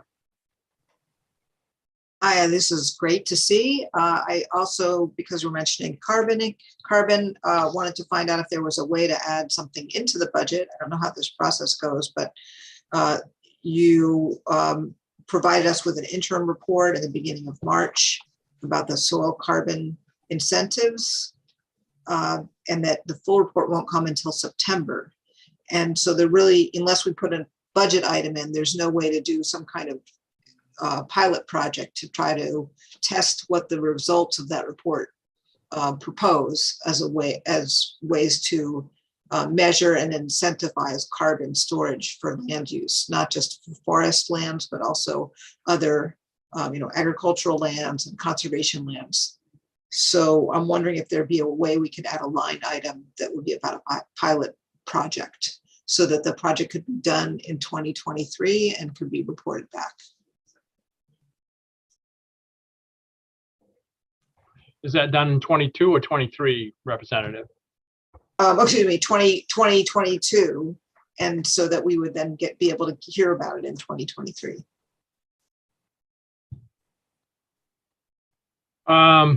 Well, certainly the committee could vote on something like that if we have. I think it's one of those things, Representative, that you might want to think about it and bring it back on Thursday, so you have something specific in mind and a cost. Commissioner Beal and I were trying to figure out a time to meet, actually, to talk about this. And we had time for next week, but then we realized that, we have to get everything done this week. So we'll try to see if we can meet tomorrow. Okay, sounds good. Thank you. All right, other questions? Was this moved in by you, Representative O'Neill? I can't remember now. I think so. And it must have been seconded, I think, by Representative Schofield or Pluker or Smith or Jones or somebody. So it has been seconded. Anyone opposed? All right, good to go. Excuse me. The next initiative, the bottom of page 17, reference number 206. This is the fund to address food insecurity and provide nutrition incentives. provides funding to allow for the receipt of contributions from public and private sources in the fund to address food insecurity and provide nutrition incentives program as authorized by Public Law 21, Chapter 468. $50,000 in state fiscal year 23. So this fund was established by that public law in the general fund. This initiative would establish a matching account in other special revenue funds to allow the department to receive funds from the public and private sources as outlined by the law.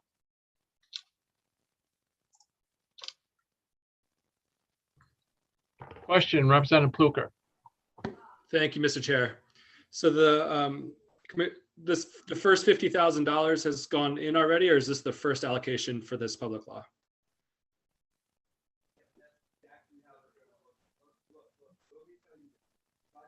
Everybody hear me? Yeah, I don't. Go ahead, Amy. This is the allocation that will allow us to utilize the matching funds when they come in. And were there funds, did funds come from the general fund already last year? There was some that went in, yes. Okay. And how, I just love a report on how that was spent. We can get back to you on that. I don't have the details particularly. Okay. And do we know, we also might not, I'd love to know, yeah, who it went to, but then also if there's any left over, you know, because originally that bill had set aside $250,000 for expenditures, and through the legislative process, we got down to 50. So if I could, Mr. Chair, can we set this aside for a Thursday vote? Sure. So we can give those reports back? Sure, we'll set this one aside, come back to it on Thursday. Thank you. All right, go ahead, Karen, please.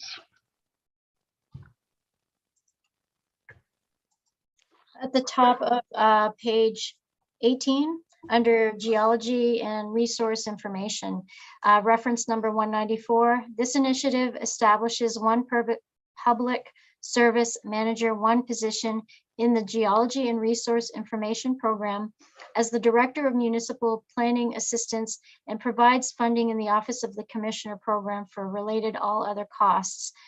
So it's $118,951 in fiscal year 23. This will reinstate the director position that was eliminated in a prior budget. The position is required by administrative rule for appeals and necessary for guidance and management. Questions? I move this item in, Mr. Chair. Moved in by Rep. O'Neill, seconded by Representative Schofield. Anyone opposed? Nope. Continue, please. The next initiative on page 18 establishes one limited period senior planner position in the Geology and Resource Information Program for the implementation of Maine Won't Wait, the December 2020 four-year plan of the Maine Climate Council, and provides funding in the Office of the Commissioner Program for related all other costs. The position ends June 8, 2025. It's reference number 195, and it's $99,564 in fiscal year 23. The justification reads, to implement Maine Won't Wait, this position will focus on actions where the Bureau of Resource Information and Land Use Planning is a critical partner in interagency collaborations, 6 out of 8 MWW strategies, providing capacity to implement legislative directives, to revise statutes and rules, coordinate with the BRILUP programs, department divisions, and across state government, and ensure state and federal climate funding reaches local, regional, and state collaborators. Questions? Motion. I move this item in, Mr. Chair, and I wanted to thank the commissioner for the attachment, and I'm going to send a written request just for some follow-up questions, but I wanted to say that here.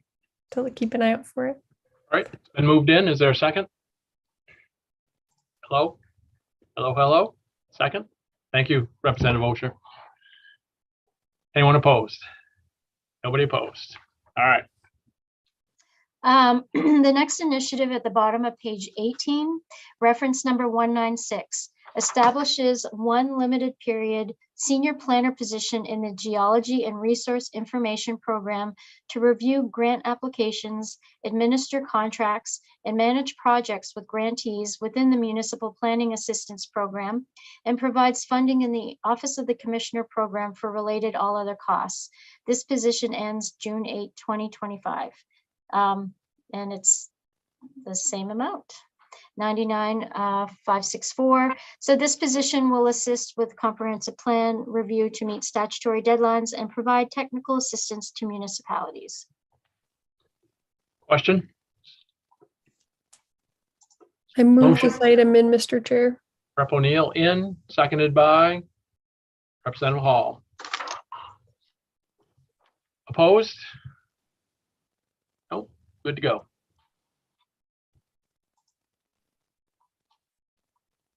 The next initiative on page 19, reference number 197, provides one-time funding to add wells to the existing groundwater monitoring network and ongoing funding for data collection and maintenance. It's $50,000 in fiscal year ending 23.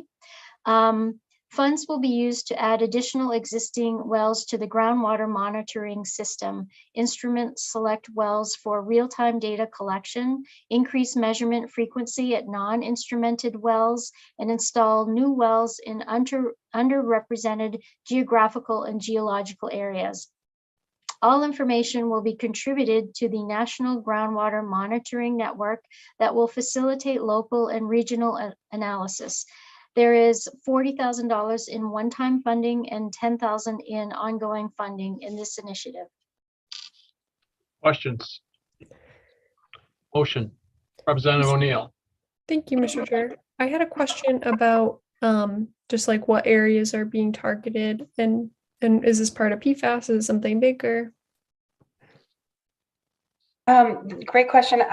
We can bring back more information about the area question, but in terms of if there is a connection with PFAS, yes, there is some coordination that is happening with DEP and DHHS around water monitoring. Thank you. I move this item in, Mr. Chair, and yeah, I'd love to have that info as well. It's been moved in, seconded by Representative Hall. Anyone opposed? Good to go. The next initiative, reference number 198, establishes one limited period secretary associate position to provide necessary support to staff in the Bureau of Resource Information and Land Use Planning, and provides funding in the Office of the Commissioner Program for related all other costs.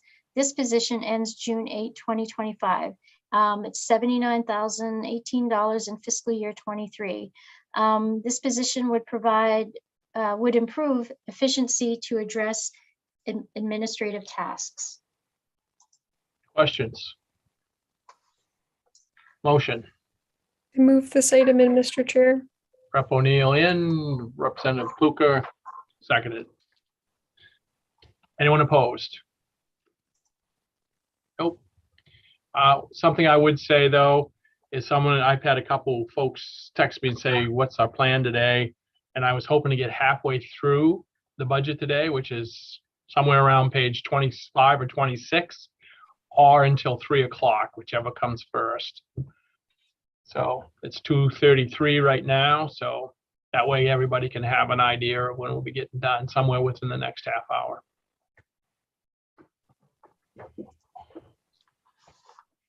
The next initiative on the top of page 20, reference number 199, provides funding for an annual contract for interns to assist with field work.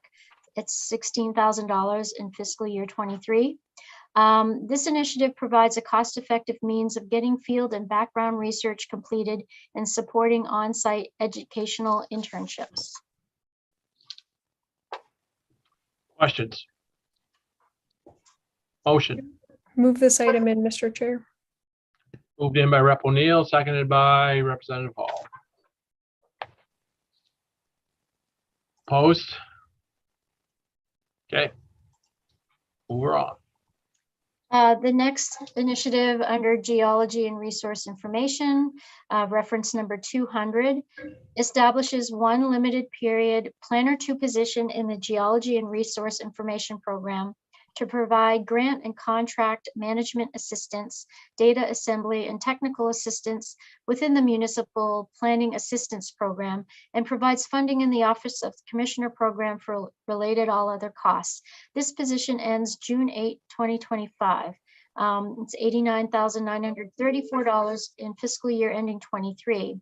Again, this position allows a cost-effective approach to increase technical assistance capacity. Questions? Representative Pluker. Thank you, Mr. Chair. What is the municipal planning process that this position is working with?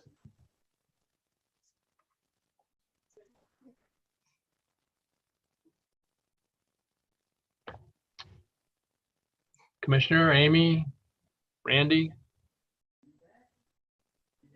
I believe they'll be working with the comprehensive plans and providing additional resources in that area.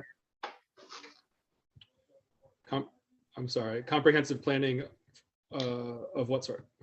Of municipals, the required, the voluntary comprehensive plans that they submit to our department for review and approval. I guess I have no idea what the comprehensive plans they need to submit are. It's not zoning. What would it be? There would be some functionality of zoning and stormwater analysis and recreational analysis. I think it's fairly comprehensive, but we certainly can provide you a copy of a municipality report. Oh, I think that'll be fine. I was just trying to figure out where, there's a lot of, just thinking about all the help that our municipalities need and what this might be providing. Thank you. Representative O'Neill. Thank you, Mr. Chair. I had a question about this as well. Do you provide support to all municipalities, or is it rural municipalities going through the comp planning process? I would just like some more information on who gets support and what kind of support it is, just out of curiosity. We can certainly bring you a more robust program description on Thursday. Okay, that'd be helpful. Do you want to set this aside, Representative, and vote on it Thursday, or are you good to go now? Sure, we can set it aside. I think there's no reason that we wouldn't support it. I just want to know what we do.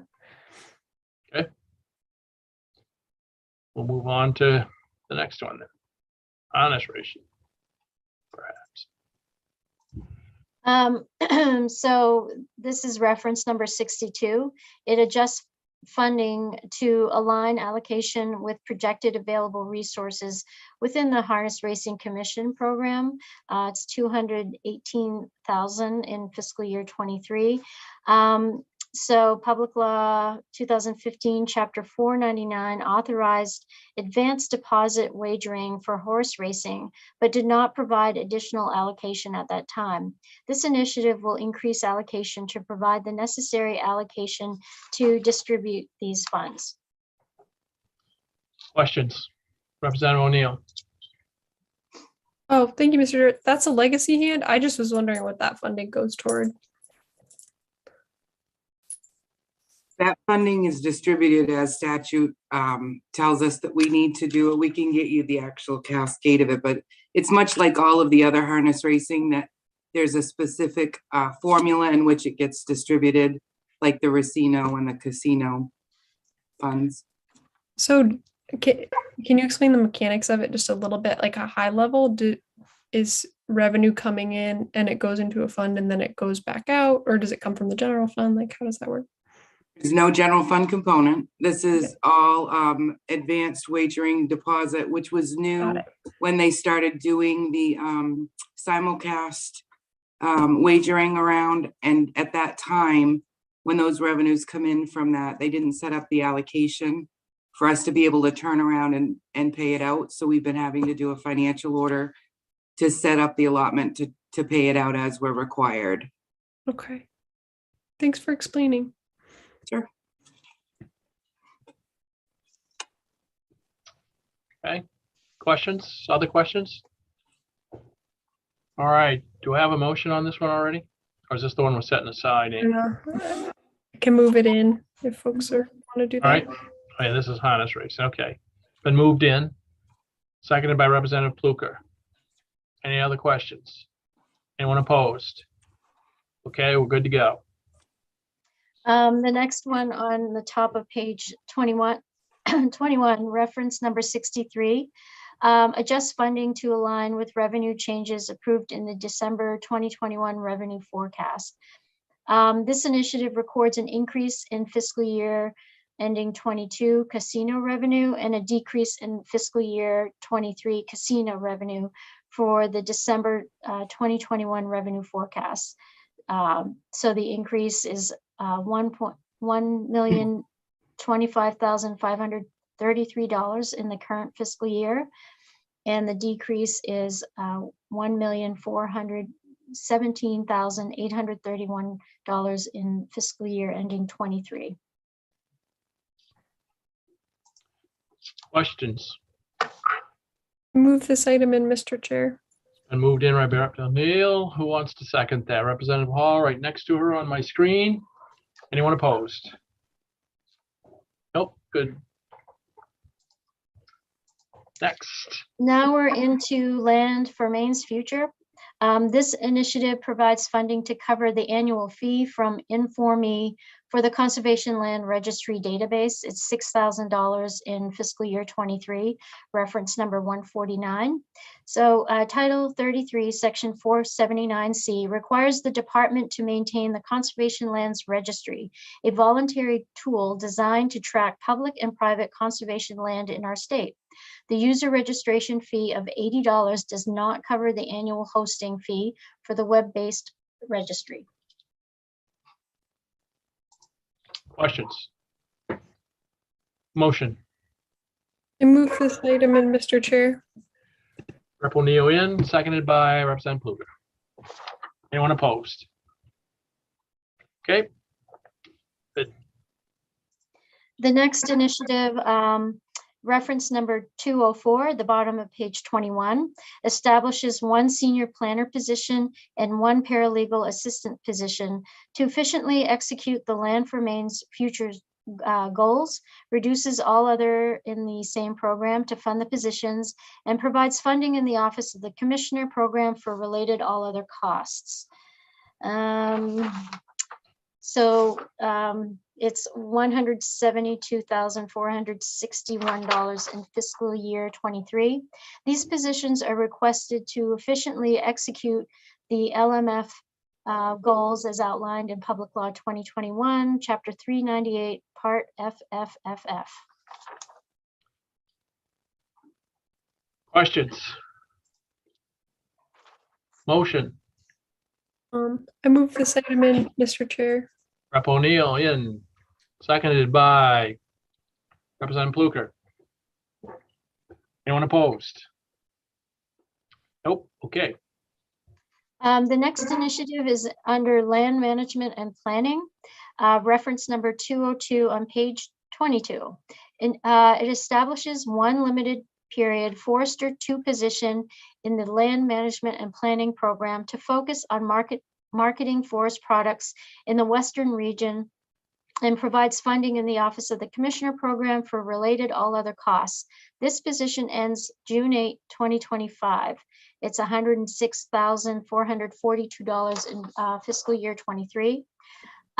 This position will focus on marketing forest products in the Western region.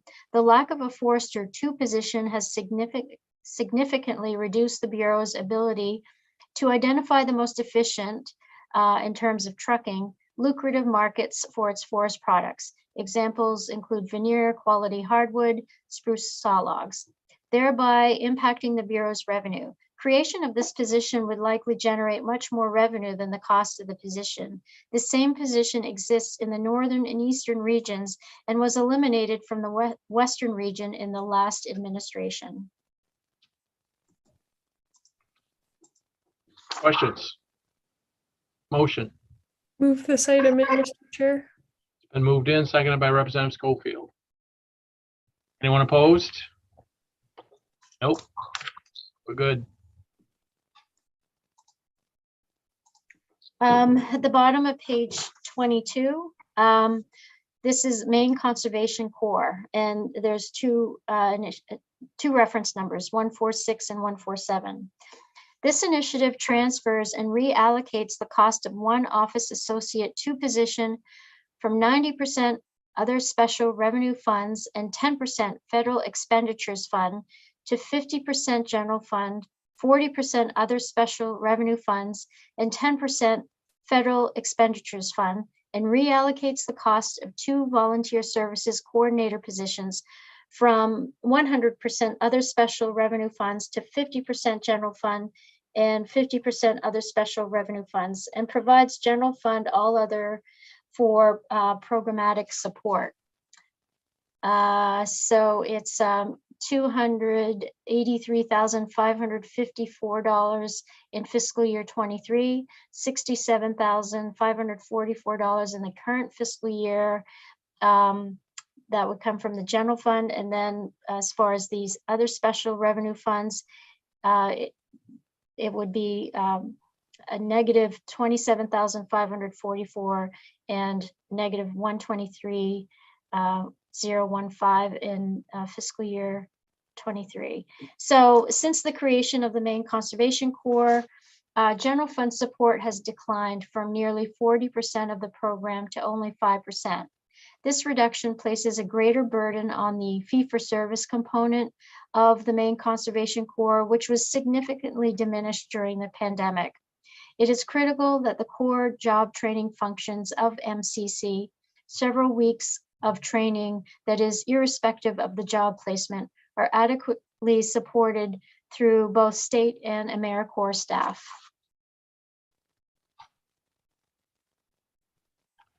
Questions? Whoops, you're still, yep. Any questions? I move this item in, Mr. Chair. Moved in by Rep. O'Neill, seconded by Representative Schofield. Anyone opposed? 7-0. Yep. Thank you, Cheryl. Oops, there she is. She's back. So 8-0. good thing I'm doing this in pencil. All right. The next initiative on page 23 under the Maine Land Use Planning Commission. Reference number 187 establishes one environmental specialist for position in the Maine LUPC program to investigate enforcement issues and provides funding in the Office of the Commissioner program for related all other costs. It's $118,958 in fiscal year ending 23. This position would be the enforcement coordinator for LUPC to address high development pressure and compliance issues. Questions? Move this Motion. item in, Mr. Chair. Moved in by Rep. O'Neill, seconded by Representative Hall. Only 7. Oh, there she is. 8. Opposed? None. Okay. The next initiative towards the bottom of page 23, it's reference number 188. Also under Land Use Planning Commission, establishes one limited period senior planner position in the Maine LUPC program to improve connections with regional stakeholders, enhance planning and account for regional differences in the department's planning mission, and provides funding in the Office of the Commissioner program for related all other costs. This position ends June 8, 2025, and it's $99,564. This position is necessary to keep up with the increasing number of complex subdivisions and development projects. Questions? I move this item in, Mr. Chair. In by Rep. O'Neill, seconded by Senator Maxwell. Anyone opposed? Okay. Now on to page 24, reference number 189. This provides funding for contracted services to scan old paper records and to provide access to electronic records. It's $30,000 in fiscal year 23. This initiative will fund a contract to scan documents into a system to improve efficiency and allow all staff to have access to all files in all regional office locations, and includes funding for ongoing associated software licenses. This will reduce application processing times. Questions? Motion? Move this item in, Mr. Chair. And moved in, seconded by Representative Landry. Anyone opposed? All good. The next initiative, reference number 190, establishes one limited period mapping and graphic arts specialist 2 position in the Maine Land Use Planning Commission program to provide mapping support and database management, and provides funding in the Office of Commissioner program for related all other costs. This position ends June 8, 2025. It's $92,597 in fiscal year ending 23. Several current projects require skills to maintain our ownership database, create and revise maps, and to design, create, revise, and provide technical advice and support on graphic arts for use in publications, presentations, and other graphic applications. Questions? Move this item in, Mr. Chair. In by Rep. O'Neill, seconded by Representative Schofield. Anyone opposed? Okay. The next initiative, reference number 191 on the bottom of page 24, provides funding for contracted services for a consulting engineer to assist Maine Loop C staff. Let's see, it's $35,000 in fiscal year 23. This is the most cost-effective way of securing engineering review services to remain responsive to development and building permit demands. Questions? Motion? Move this item in, Mr. Chair. In by Rep. O'Neill, seconded by Representative Hall. Anyone opposed? Nope. Okay. The next initiative on page 25 provides funding for an annual contract for interns to assist with field work. It's $8,000 in fiscal year 23, reference number 192. This initiative provides a cost-effective means of getting field and background research completed and supporting on-site educational internships. Questions? I do have a question, Mr. Chair. I'm wondering how many interns you're hiring and how much you're paying them for that allocation. We will have to come back to you with specifics on that on Thursday. Okay, yeah, I'd like to see that and just see like the hours and what they're getting paid and like how old they are, where they are in their education, because I think I want to make sure they're compensated adequately. Want to set that aside, Representative? Yes, please. Okay. Yeah, I think it should be easy enough. Yep. Okay. Next. All right, 7 minutes. All right. Milk Commission. Reference number 60. This adjusts funding to align with revenue changes approved in the December 2021 revenue forecast. This initiative records an increase in fiscal year 22 casino revenue and a decrease in fiscal year 23 casino revenue for the December 21 revenue forecast. So it's $156,481 increase in current fiscal year, and a decrease of $19,653 in fiscal year ending 23. I move this item in, Mr. Chair.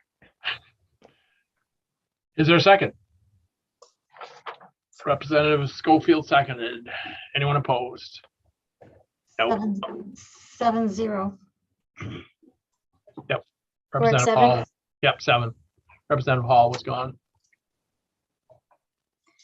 The next initiative at the bottom of page 25 under the Natural Areas Program. This initiative provides funding for general operating expenses related to maintaining a statewide inventory of at-risk species and habitats and working with landowners and land managers on the management of unique natural areas. Where am I? It's reference number 208, and it's $250,000 in fiscal year 23. And the justification reads, this initiative increases allocation for general operating expenses related to maintaining a statewide inventory of at-risk species and habitats, performing environmental reviews, and providing information to various landowners to guide land management, development, conservation actions, and acquisitions. Questions? Move this in, Mr. Chair. Moved in by Rep. O'Neill, seconded by Senator Maxman. Anyone opposed? Still 7-0. Yep. Thanks, Cheryl. So the next initiative on page 26, under the Office of the Commissioner, reference numbers 86 and 87. This initiative establishes one consumer protection inspector position funded 50% general fund and 50% federal expenditures fund in the Bureau of Agriculture program, and provides funding in the Office of the Commissioner program for related all other costs. So it's $3,247 in fiscal year 23. A general fund, and for other special revenue funds is $587 in fiscal year 23. This position will provide inspection services to meet increasing demand in the main meat and poultry inspection program and reduce wait times for livestock producers. Questions? Motion. Move this item in, Mr. Chair. And moved in, seconded by Representative Landry. Okay, Karen, we'll stop there because we've lost one, and I know someone else has to leave, has a meeting at 3, so we're gonna lose another one in a couple minutes anyway, so we'll stop a couple minutes early. We're halfway through. Anything else you have for us today, Karen? It looks like I'll just be meeting with chairs and not leads. No, I think Maggie's the one that's got the meeting at 3, so. Oh, okay, well. I just shifted it to 3:30, so I can. Okay. Great, because Yeah. we do need a game plan for how we're gonna complete our work. Okay, sounds Anything good. from you, Cheryl? Motion to adjourn. Move that. You moving it in? That too. It was seconded by Senator Maxman. All in favor? None opposed.